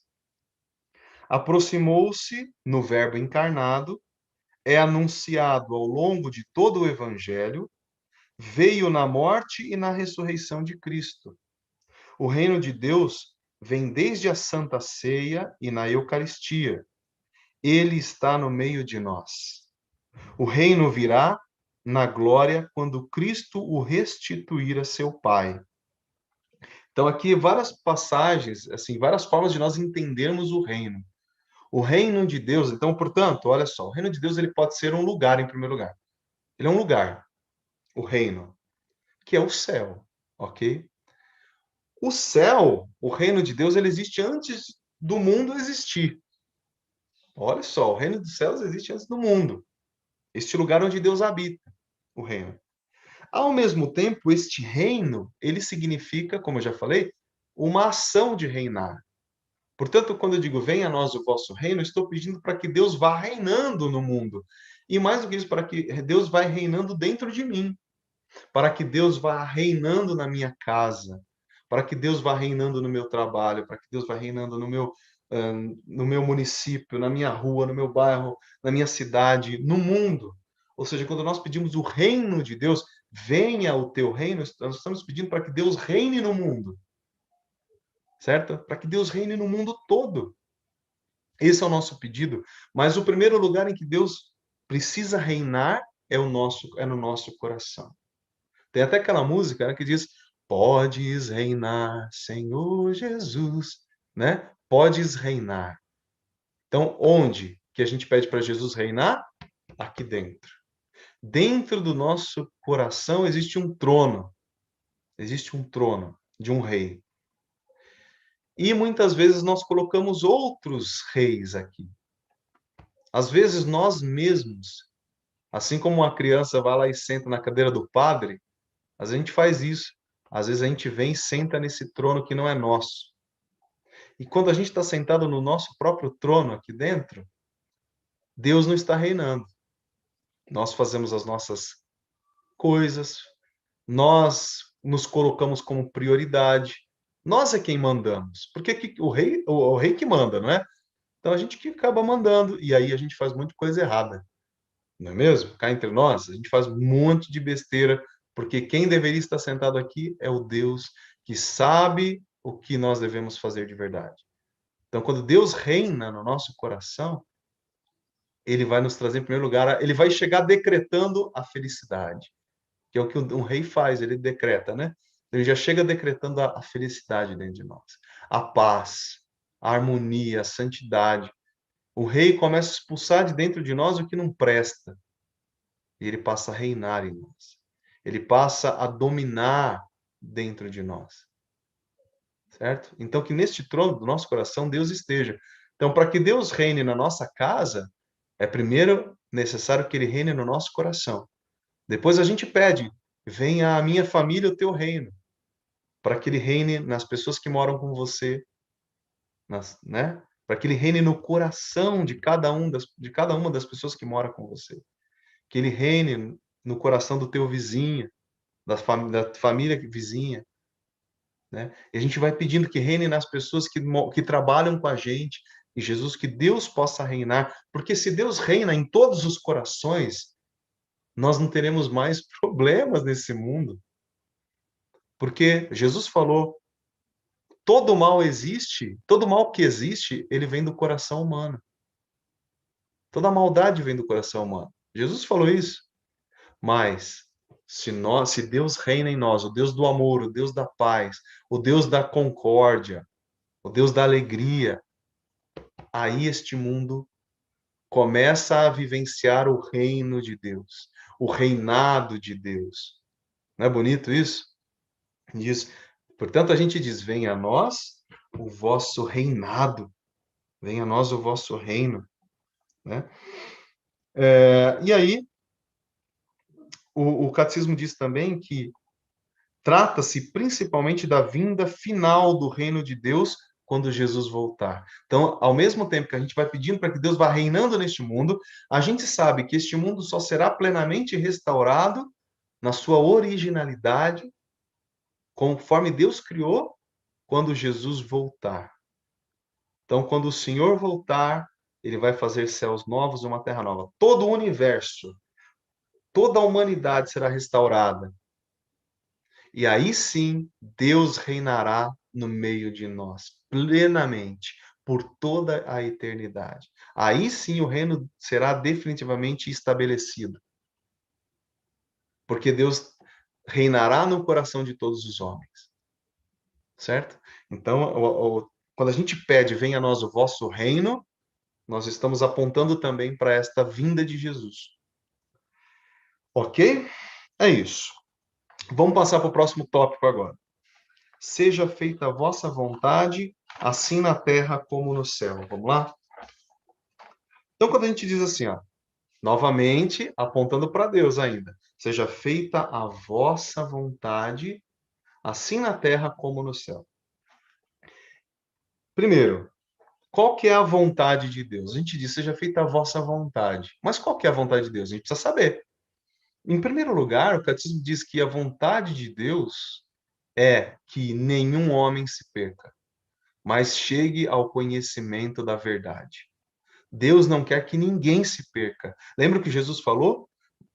Deus é assim, ele tem lá um rebanho de 100 ovelhas, se uma delas se perder, ele vai deixar as 99 lá, guardadinhas, e vai atrás, vai enfrentar os perigos para encontrar aquela ovelha que se perdeu, porque ele não quer que ninguém se perca. Então, a primeira vontade de Deus é que todos os homens, todos os seres humanos sejam salvos e vivam uma vida eterna no céu.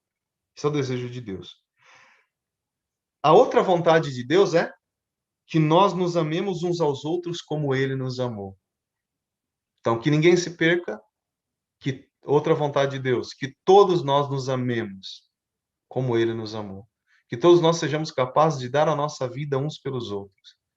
Que nós sejamos capazes de amar com um amor verdadeiro, conforme o coração de Jesus quer que nós amemos. Conforme o coração de Jesus amou e ama. Outra vontade de Deus, que nós sejamos todos reunidos em torno de Cristo. Esta também é a vontade de Deus. Ele quis reunir todos em torno de Cristo. Que essa vontade, ele quer que essa vontade se realize na terra, como já é plena e realizada no céu. É muito interessante essa parte aqui. A gente às vezes não para pensar, né? Mas eu me lembro que eu tinha muita dificuldade de entender. Aliás, não é que eu tinha dificuldade, mas eu nunca tinha parado para pensar nessas palavras, né? A gente fala assim: seja feita a tua vontade, assim na terra como no céu. O que eu entendia quando eu rezava isso? Que era para que a vontade de Deus fosse feita tanto na terra como no céu. Não é isso que a gente pensa? Senhor, que a tua vontade seja feita tanto na terra como no céu. Mas, na verdade, o que esse trecho está dizendo? Traduzindo em palavras mais simples.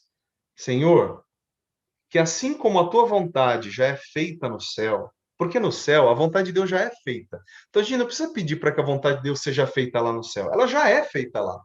No céu, todo mundo já vive a vontade de Deus. Eu não preciso pedir para que a vontade dele seja feita lá. Na verdade, eu estou pedindo para que essa vontade de Deus, que já é realizada no céu, ela também se realize na terra. Entendeu? Que a vontade de Deus, que já é realizada no céu, possa também se realizar nesta terra. É isso que a gente está dizendo no Pai Nosso. Seja feita a tua vontade, assim na terra, como já é feita no céu. Né? E aí fica mais claro. Então, é isso que Deus quer, isso que a gente pede. Jesus realizou toda a vontade do Pai. Jesus amou o Pai acima de tudo e amou os irmãos, amou a cada um de nós. Ele realizou a vontade do Pai. Em Jesus, nós aprendemos a realizar a vontade do Pai em nossas vidas. Então, quando a gente fala, seja feita a vossa vontade, nós estamos, de certa forma, assumindo um compromisso com Deus, de realizar a vontade dele. Não é só um desejo, mas é um compromisso. Senhor, que eu faça cumprir, eu, com a minha vida, realize a tua vontade aqui nessa terra. Nós nos tornamos um só espírito com Jesus. E assim, nos tornando um só espírito com Jesus, nós vamos conseguir realizar a vontade do Pai. Olha só, sozinhos nós não conseguimos realizar a vontade do Pai. Sozinhos a gente não consegue. Então a gente tem que estar unido a Jesus para conseguir realizar a vontade do Pai. Sozinhos nós só fazemos burrada. Sozinhos nós só fazemos besteira. E a gente precisa estar unido a Jesus, ao coração dele, aos sacramentos da igreja. Nós precisamos ir na missa, receber Jesus Eucarístico. Nós temos que frequentar a igreja, nós temos que participar, ir lá confessar os nossos pecados para o Padre. A gente precisa viver os sacramentos da igreja para a gente poder realizar a vontade de Deus. Sem isso, nada vai acontecer. Foi Jesus quem falou: sem mim, nada vocês podem fazer. Né? Então a gente precisa de Jesus para poder cumprir a vontade do Pai. Que a vontade de Deus seja realizada em toda a terra, entre todos os homens. É isso que a gente pede, que seja feita a vossa vontade na terra, que ela seja cumprida por todos os homens, para que a terra não seja mais diferente do céu. Olha que bonita essa frase, eu até destaquei essa frase que o catecismo diz, para que a terra não seja nunca mais diferente do que é o céu. Que bonito isso. Né? Vamos lá, agora a gente vai encaminhando aqui já para a parte final, certo? Vamos lá, aí a gente entra no... a gente já falou dos pedidos que têm relação com Deus. Então, seja santificado seja o vosso nome, venha a nós o vosso reino, seja feita a vossa vontade. Agora a gente vai para a segunda parte do Pai Nosso, que diz respeito a nós, nos nossos pedidos, as nossas súplicas. O pão nosso de cada dia dai-nos hoje. Nos dai hoje. O pão nosso de cada dia nos dai hoje. Então, quando a gente fala para Deus assim, dai-nos hoje, nos dai hoje, nos dai. Quando a gente diz assim, nos dai, dai-nos, nós estamos expressando a nossa confiança de filhos que esperam na providência do Pai. Então, quando a gente diz, o pão nosso de cada dia nos dai hoje, é porque a gente sabe que Deus quer nos dar todas as coisas, que Deus quer nos dar o melhor. Então, a gente está pedindo para Deus, confiantemente, como filhos, nós estamos pedindo que Ele nos dê o necessário.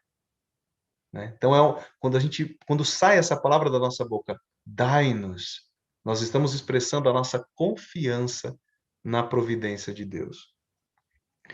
Ela reconhece como Deus é bom para além de toda bondade. Nós reconhecemos que esse Deus quer nos dar, que Deus nos dá tudo, que Deus é bom, que Deus nos dá o que nós pedimos. Pedimos por todos os homens necessitados. Quando a gente está dizendo dai-nos, a gente não está pedindo só por nós, percebe?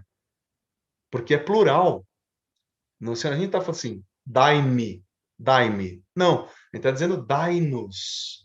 Ou seja, a gente está pedindo a Deus, ao nosso Pai, que dê a todos os homens que necessitam de alguma coisa, que o Pai providencie. Que Ele dê para aquele que está passando fome, que Ele providencie o alimento. Muitas vezes vai providenciar através de nós, né?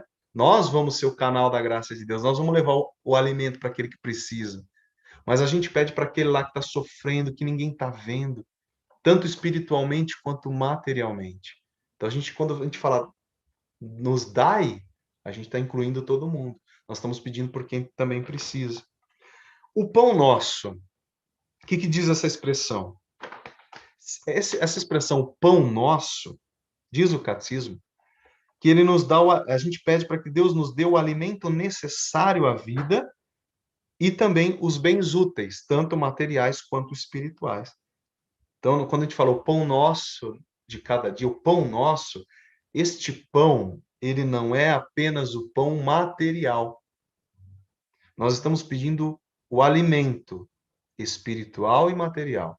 Material e espiritual. Então, a gente está pedindo para que Deus nos dê a possibilidade. Nós temos o alimento do dia, nós temos comida, para falar bem especificamente, e que nós tenhamos também o alimento à nossa alma. O pão que vai alimentar a nossa alma. E qual é o pão que alimenta a nossa alma? A Eucaristia. Jesus, a palavra de Deus. Tudo que Deus nos deu para nós nos alimentarmos espiritualmente, nós podemos dizer que é o pão espiritual, que por excelência é a Eucaristia, que é o próprio Cristo, certo? Mas a nossa comunhão com Deus é o alimento espiritual. Então a gente pede, Senhor, que também não nos falte este alimento espiritual, a nossa comunhão, a nossa conversa diária, que não nos falte, Senhor, a Eucaristia. Lembra no período da pandemia que a gente ficou sem Eucaristia? Que desespero você ficar sem comungar no domingo, né? Então a gente pede, Senhor, que não nos falte também a Eucaristia, mas que não nos falte a alegria interior. Então, entende? Então é um pão material e um pão espiritual e todos os bens. Aqui a gente inclui também, e o catecismo fala isso, tudo que é material. Então, aquilo que você está precisando, o dinheiro para pagar uma conta, por exemplo. Então, a gente pede para que Deus nos dê este pão, ou seja, nos dê esta necessidade material também. O dinheiro para pagar uma conta, né? O dinheiro que a gente precisa para comprar um remédio. Que Deus também não deixe faltar isto para a gente. A gente precisa disso também. Engloba a nossa responsabilidade de partilhar o pão com quem precisa. Então, quando eu falo, dai-nos o pão nosso, material, eu estou me comprometendo também a ajudar quem necessita. É um compromisso. Percebe que o Pai Nosso, ele não é apenas uma oração, mas ele é um compromisso. Então, ao mesmo tempo que eu peço, eu me comprometo. Então, eu me comprometo a ajudar quem precisa, a partilhar do que eu tenho com aquele que realmente precisa. O que mais? Rezar e trabalhar pelo pão. Então, quando a gente pede o pão nosso, o catecismo diz que a gente tem que aprender a rezar pedindo o pão, mas também trabalhar para obter o pão. Tem uma frase muito interessante aqui de Santo Inácio de Loyola, que é a seguinte, ó: rezai, olha que bonita essa frase, guarda essa frase. Rezai como se tudo dependesse de Deus. Olha só, rezai como se tudo dependesse de Deus. Então, eu tenho que rezar imaginando que só Deus pode me dar isso. Mas ele diz: mas trabalhai como se tudo dependesse de vós. Entendeu? Então ele está nos ensinando a não levar uma vida passiva, só ficar esperando as coisas. Pedir, ficar esperando e não fazer nada. Não. Jesus nos ensina que nós temos que botar a mão na massa. Então a gente pede o pão como se só Deus pudesse providenciar aquilo, mas também a gente tem que trabalhar. Lembra o que São Paulo fala? Quem não trabalhar, quem não quer trabalhar, não tem o direito de comer. Quem não trabalha, não pode comer. Certo? É São Paulo que fala, porque o povo estava tudo lá assim, ó. Ah, vamos ficar aqui de boa, esperando a vinda de Jesus, porque Jesus vai voltar, Jesus vai voltar. E os caras não queriam trabalhar mais, cara. Eles queriam ficar se encostando nos outros. Vocês conhecem gente assim, né? E o que que Paulo fala? Ah, é? É o seguinte, ele escreve uma carta para aquele povo e diz assim, ó, seguinte, ó, a partir de agora, quem não quiser trabalhar não vai poder pegar o pão, não. Certo? Então, quando a gente pede o pão nosso, a gente se compromete a trabalhar pelo pão também. E aí a providência acontece. Lembra que a gente sempre falou que Deus ele quer que a gente participe da obra dele? Ele pode dar as coisas para a gente. Cara, se Deus quiser, ele pode fazer aparecer um saco de pão na tua frente. Ele pode fazer qualquer coisa. Só que ele não quer fazer assim. Ele quer que a gente participe. Então, se eu tenho forças para trabalhar, possibilidade de trabalhar, então Deus quer que eu participe da providência. E aí, quando eu junto ao meu trabalho com o meu pedido, Deus vai providenciar para nada faltar, né? Quando trabalhamos, o alimento fica sendo um dom de Deus. Então a gente trabalha e aquilo que a gente recebe é a providência divina. Esse é o sentido, portanto, da mesa, da oração à mesa. Quando a gente agradece a Deus o alimento, né? Olha, eu já escutei uma vez uma pessoa muito orgulhosa dizendo que não foi Deus que me deu, não, eu que trabalhei para conseguir. Vocês já ouviram um negócio desse? Tem gente que já ouviu aí, né? Eu já escutei. Porque a pessoa, ela acha que Deus não está por trás de tudo. Ela acha que é a presunção, ela acha que ela não depende de Deus.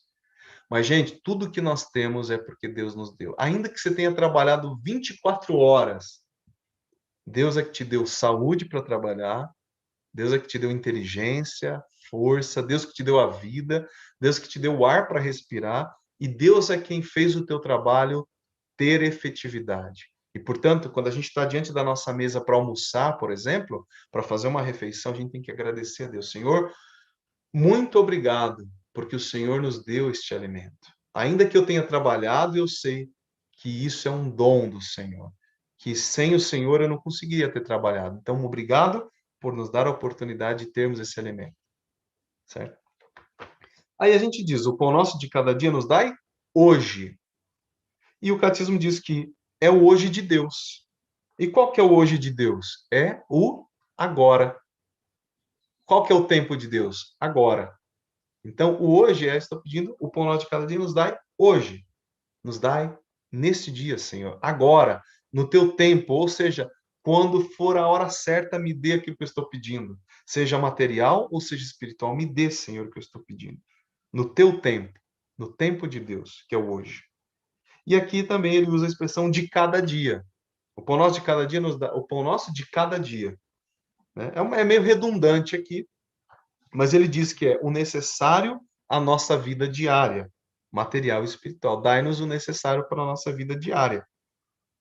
A expressão original, que é epiúcios, significa o corpo de Cristo. Olha que bonito. A expressão, olha, a expressão que é usada no original para de cada dia significa epiússos, que significa corpo de Cristo. Então, me dá o pão, o corpo de Cristo, Senhor, a cada dia. Ok? Vamos lá. Já entendemos aí o pão nosso de cada dia nos dai hoje. Agora a gente vai para o perdoai-nos as nossas ofensas, assim como nós perdoamos aos que nos têm ofendido. O que esse pedido significa? Nós começamos, então, reconhecendo os nossos pecados. Nós somos os filhos pródigos, nós estamos pedindo perdão a Deus. Não é assim? Perdoai os nossos pecados. Perdoai, Senhor, as nossas ofensas. Nós estamos ali, quando dizemos isso, reconhecendo que muitas vezes nós pecamos. Perdoai as nossas ofensas. Significa dizer que nós, muitas vezes, ofendemos as pessoas. Muitas vezes sai uma palavra da nossa boca que ofende. A gente fala uma palavra que não devia ter dito na hora errada. Então a gente está reconhecendo que nós somos pecadores. Então é uma lição de humildade. Já começa com uma lição de humildade. Eu sou pecador. Perdoa-me, Senhor. Me perdoa, Senhor. Eu sou pecador. E ele diz: perdoa as nossas ofensas. Né? Aí vem uma coisa muito interessante, ó. Perdoa as nossas ofensas, assim como nós perdoamos a quem nos tem ofendido. Aqui, esta é uma das partes mais chocantes e mais fortes do Pai Nosso. Porque nós estamos dizendo para Deus o seguinte, ó, olha como que é uma oração e um compromisso. O Pai Nosso inteiro é assim, oração e compromisso. Eu peço para que Deus perdoe as minhas faltas da mesma maneira que eu perdoo os outros. Ou seja, eu estou me comprometendo com Deus. Estou dizendo, Senhor, que o Senhor me perdoe da mesma maneira que eu perdoo os outros. Ou seja, se eu não perdoo os outros, então o Senhor também não me perdoa. Se eu não perdoei de coração os outros, mas eu ainda tenho, ó, que o Senhor me perdoe da mesma maneira. Então, Jesus, é tão sério isso, que quando Jesus termina de ensinar o Pai Nosso, ele vai prolongar esta parte, ele vai desenvolver ainda essa parte. Ele diz assim: portanto, se vocês não perdoarem aos homens as faltas deles, tampouco vosso Pai do céu vos perdoará as vossas faltas. Então, Jesus deixa claro que Deus só pode me perdoar se antes eu perdoei. Não adianta eu pedir perdão para Deus se eu não perdoei ainda. Eu não posso nem mesmo me colocar de pé para rezar. Jesus fala isso. Se você se você vai rezar e você lembrar que você tem algo contra alguém ou que alguém tem algo contra você, não reza. Primeiro vai lá, se reconcilia com teu irmão, depois você volta para a oração. Porque a gente tem duas palavras importantes aqui: perdão e reconciliação. Qual que é a diferença? Uma complementa a outra, né? O perdão é aquilo que eu interiormente libero. Então eu dou o perdão, eu mentalmente entro em oração para eu começo a pensar sobre o que a pessoa fez e exercito um olhar misericordioso para com aquela pessoa. Falo, de repente aquela pessoa falou aquilo, mas sei lá, às vezes alguma coisa de ruim aconteceu com ela. Ela sabe quando a gente faz esse exercício, a gente está procurando perdoar aquela pessoa interiormente. Perdoou. Só que aí vem o segundo passo, que é a reconciliação. Uma coisa não vive sem a outra. Perdoei interiormente. Não tem gente que fala assim, eu já perdoei. Só que eu não quero nem olhar na cara da pessoa. Ou seja, que perdão é esse? Então, não adianta. Perdão e reconciliação. E Jesus, ele usa as duas palavras. Perdoar e se reconciliar. E reconciliar é conciliar, é reunir. Reunir de novo. Né? Porque concílio, o que é um concílio? Não é uma reunião? É uma reunião. O concílio. O reconciliar é reunir novamente, ou seja, então é unir de novo. Você volta a falar com aquela pessoa. você volta a se relacionar com aquela pessoa. Ninguém está dizendo que você precisa, como o povo diz, né, assim, viver grudado com aquela pessoa, né, ficar o dia inteiro conversando com ela, não é isso. Mas é perdão e reconciliação. Eu perdoo interiormente, mas eu me reconecto com aquela pessoa. Sabe? Fala assim, igual os casais, muitas vezes, né? Brigam, discutem, aí vai cada um para um canto, aí fica lá remoendo, aí vai perdoando. Tá bom, aí quando o coração fica livre, quando você se perdoa, aí você vai lá e reconcilia, porque vocês moram na mesma casa, inclusive, né? Aí reconcilia, fala, olha, perdão. Aí você fala com a pessoa, olha, desculpa pelo que aconteceu, sabe? Eu não foi minha intenção. E acerta os ponteiros. Jesus fala isso. Se você está indo para o tribunal e você tiver alguma coisa contra o seu irmão, ou ele tem algo contra você, se reconcilia antes de chegar diante do juiz. Ou seja, antes de morrer, tem que se reconciliar. Certo? Então é isso que Jesus fala. Enquanto vocês estão a caminho do juiz, se reconciliem. Né? Então, na nossa vida, a gente precisa viver isso. E o Pai Nosso, ele nos obriga a fazermos esse compromisso. Pedimos a Deus que perdoe os nossos pecados, as nossas ofensas, do mesmo modo como nós perdoamos. Não mais ou nem menos, mas da mesma forma. Por isso que aquela música, de novo, do Pai Nosso lá, que a gente fala, meu Pai, ela é errada. Porque naquela canção original, como que é a letra? E perdoai as nossas ofensas de um modo maior com que perdoamos. Não, não pode. Isso aí é querer burlar o sistema. Está querendo fugir da responsabilidade. Deus não vai nos perdoar de uma forma maior do que nós perdoamos. Não.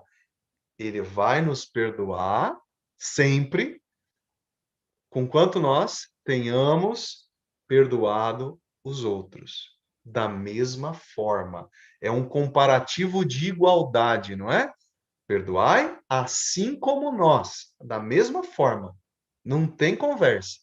Então, meu irmão, se você tem alguma coisa primeiro a perdoar, perdoe.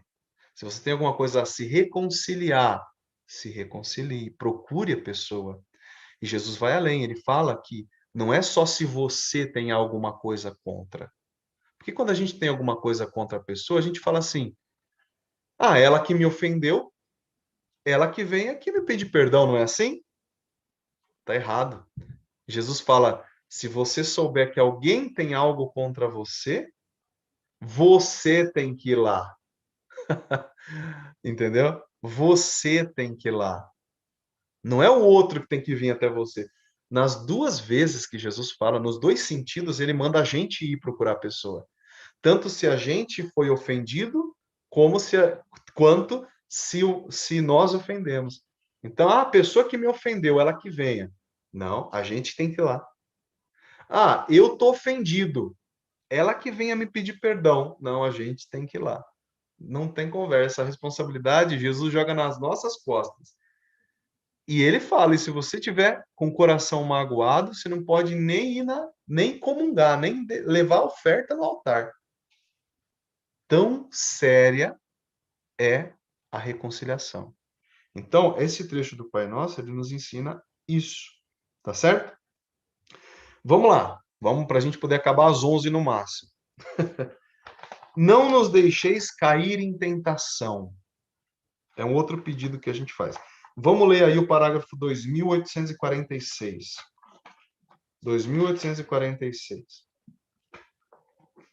É importante esse parágrafo. Não nos deixeis cair em tentação. Diz o seguinte: este pedido atinge a raiz do precedente, pois nossos pecados são fruto do consentimento na tentação.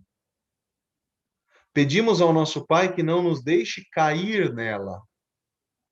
É difícil traduzir com uma palavra só a expressão grega me eisenenkes, que significa não permitas entrar em, ou não nos deixeis sucumbir à tentação. Essa é a expressão original lá. Não nos deixeis sucumbir à tentação. Deus não pode ser tentado pelo mal e a ninguém tenta. Ele quer, ao contrário, dela nos livrar. Nós lhe pedimos que não nos deixe enveredar pelo caminho que conduz ao pecado. Estamos empenhados no combate entre a carne e o espírito. Este pedido implora o espírito de discernimento e de fortaleza. Então, assim, quando a gente fala, não nos deixeis cair em tentação, nós não estamos pedindo para que Deus não nos permita entrar numa tentação, não apenas ter tentações. Nós seremos tentados. Não adianta. Pode ser a pessoa mais santa do mundo, será tentada. Certo? Todos nós aqui vamos ser tentados. Cá entre nós, a gente é tentado o tempo todo. É ou não é? A gente é impressionante, a toda hora a gente é tentado. Tentado a fazer uma coisa errada, tentado a xingar alguém, tentado a ofender uma pessoa, tentado a responder, né, de uma forma agressiva, tentado a fazer coisas na área da sexualidade, tentados a atrair o marido, atrair a esposa. As tentações, vez ou outra, aparecem. Nós seremos tentados. Mas a palavra de Deus nos diz na carta de São Tiago que Deus nunca vai permitir que nós sejamos tentados acima das nossas forças. Isso Deus não permite. Deus permite a tentação. Deus permite que o diabo nos tente. Porque o próprio Jesus foi tentado. E ele sendo Deus, ele foi tentado. Imagina a gente. Mas Deus não permite uma coisa: o diabo nunca vai ter o poder de nos tentar acima das nossas forças. Então, a decisão é nossa. Cara, você pode estar na maior tentação. Acredite, aquela tentação nunca vai ser maior do que você pode aguentar. Nunca. Porque isso Deus não permite. Né? Tem um limite. Para cada pessoa tem um limite.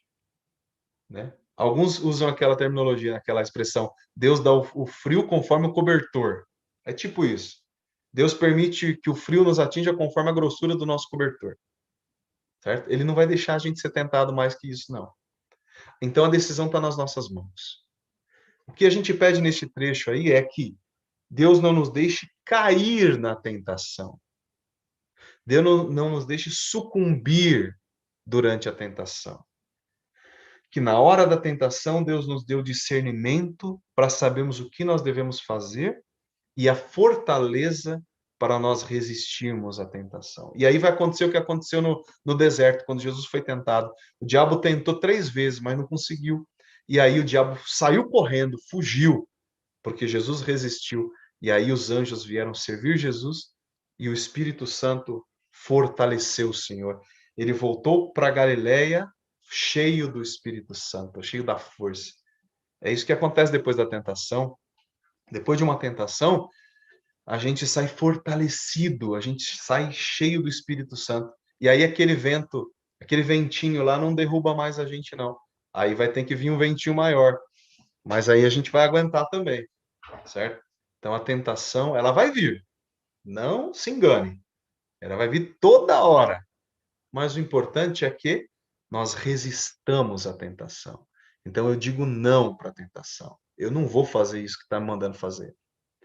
É exatamente aquela vozinha lá da serpente que Jesus também no deserto teve que ouvir e falou: não, vai, afasta-te de mim, vai embora, certo? E aí Jesus saiu fortalecido porque venceu. Então é isso. Esse trecho significa exatamente isso. Vamos ler agora o parágrafo 2847. É isso? 2847. Calma aí, deixa eu... O Espírito Santo nos faz discernir entre a provação, que é necessária ao crescimento do homem interior, em vista de uma virtude comprovada, e a tentação, que leva ao pecado e à morte. Então tem diferença, gente.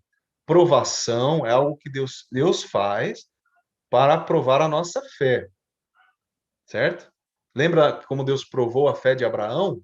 Abraão, sacrifica o teu filho para mim. Abraão foi lá e provou que amava a Deus e foi lá para sacrificar o filho, mesmo sabendo que Deus providenciaria. Isso é provação. A gente sai fortalecido, a gente aprende as coisas com a provação. Agora, a tentação, a gente tem que fugir dela. Aí é uma coisa assim de ser resistente, porque se a gente cai na tentação, ela vai levar a gente para a morte, para o pecado. A provação não. A provação, às vezes, a gente não resiste à provação, a gente não foi 100% naquilo que Deus estava tentando nos testar.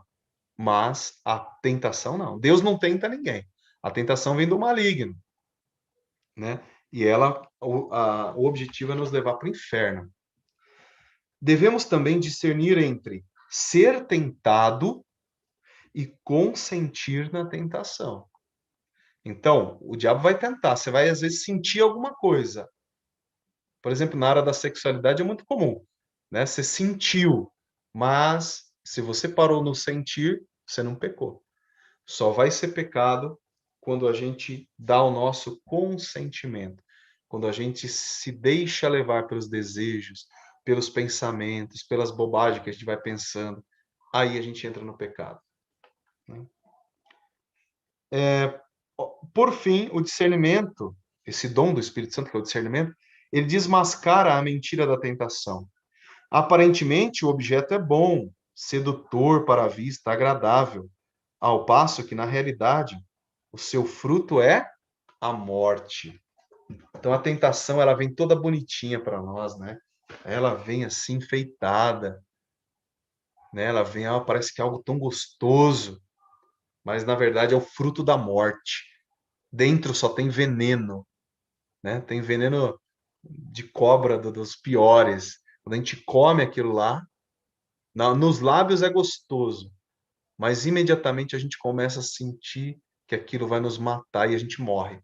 A gente tem uma morte espiritual, porque aquilo é veneno. É bonito por fora, mas por dentro é veneno, certo? É como hoje em dia a gente tem pessoas tão bonitas aí, né? Homens e mulheres que enganam os outros por causa da beleza. Não é assim? Esses dias mesmo eu vi na televisão uma mulher linda, né? Uma mulher linda, assim. Mas ela era uma estelionatária. Então ela seduzia as pessoas pela beleza. O pecado é assim, ele vem bonitão por fora, mas por dentro, quando você abre a embalagem, né, tem um veneno potentíssimo para nos matar espiritualmente. E às vezes a gente embarca nisso, e a gente embarca mesmo. Vamos lá, vamos para a última parte? Mas livrai-nos do mal, para a gente encerrar o nosso estudo. Mas livrai-nos do mal. Primeiro, é uma oração que a gente faz para que a igreja toda seja livre do maligno. A igreja inteira, porque aqui a gente está falando no plural de novo. Mas livrai-nos, livrai-nos.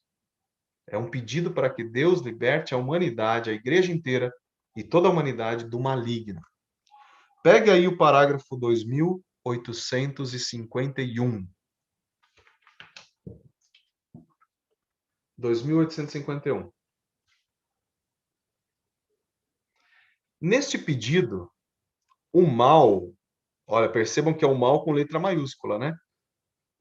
O mal não é uma abstração, mas designa uma pessoa, Satanás, o maligno, o anjo que se opõe a Deus. O diabo é aquele que se atira no meio do plano de Deus e de sua obra de salvação realizada em Cristo. Gente, isso é sério. Quando nós pedimos para que Deus nos livre do mal, este mal é com letra maiúscula, é com M maiúsculo. Está designando uma pessoa, está designando Satanás, certo? O diabo é um ser.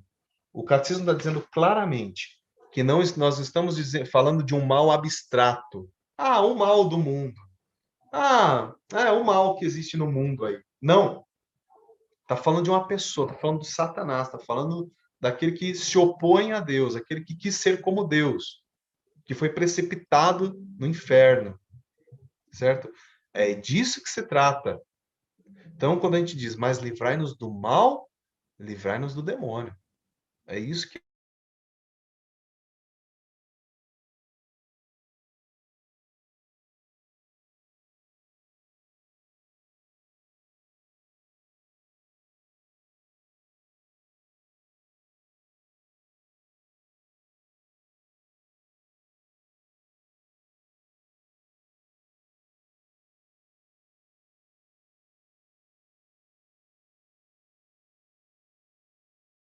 que a criação toda será liberta da corrupção do pecado e da morte.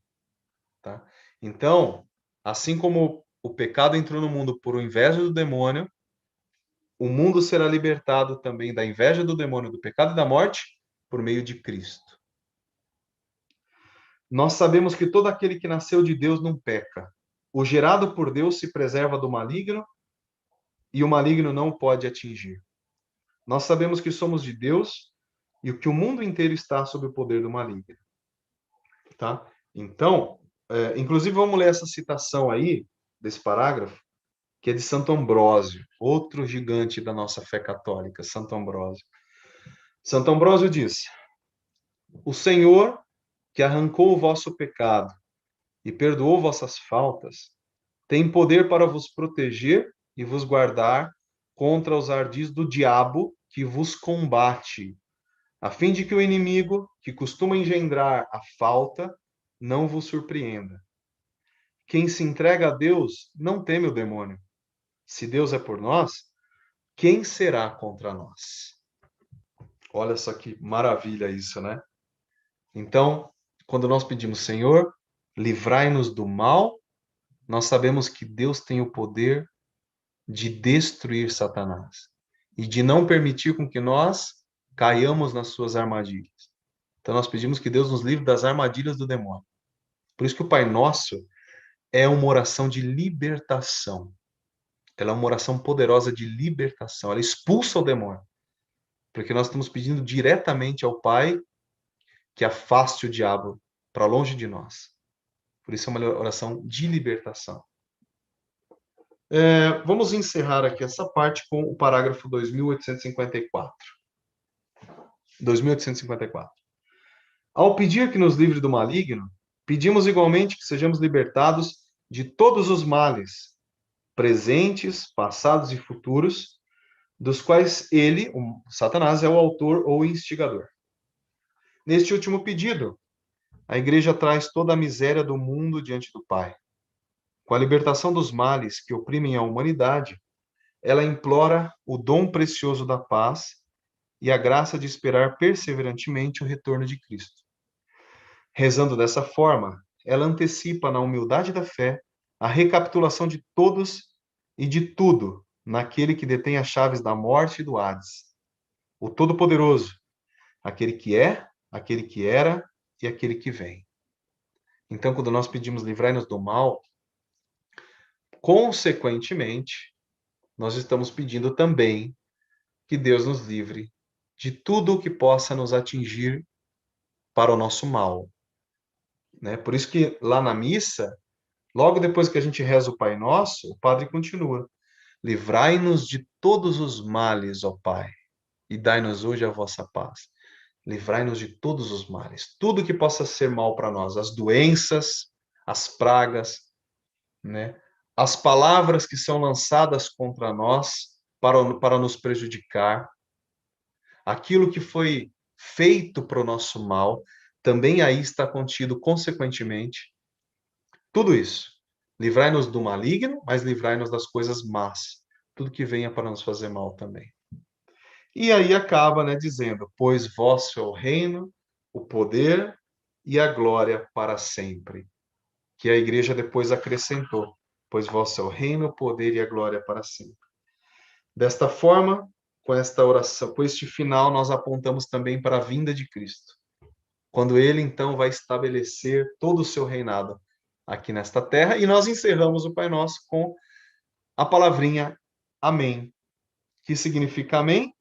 Significa que isto se cumpra, que isto se faça, que tudo que nós pedimos aconteça, seja realizado. Amém? Amém. Então, pessoal, com este finalzinho nós encerramos o estudo do nosso Catecismo da Igreja. Nós tivemos a graça de estudar desde o primeiro parágrafo do Catecismo até o último parágrafo. Nós vimos o Catecismo de ponta a ponta,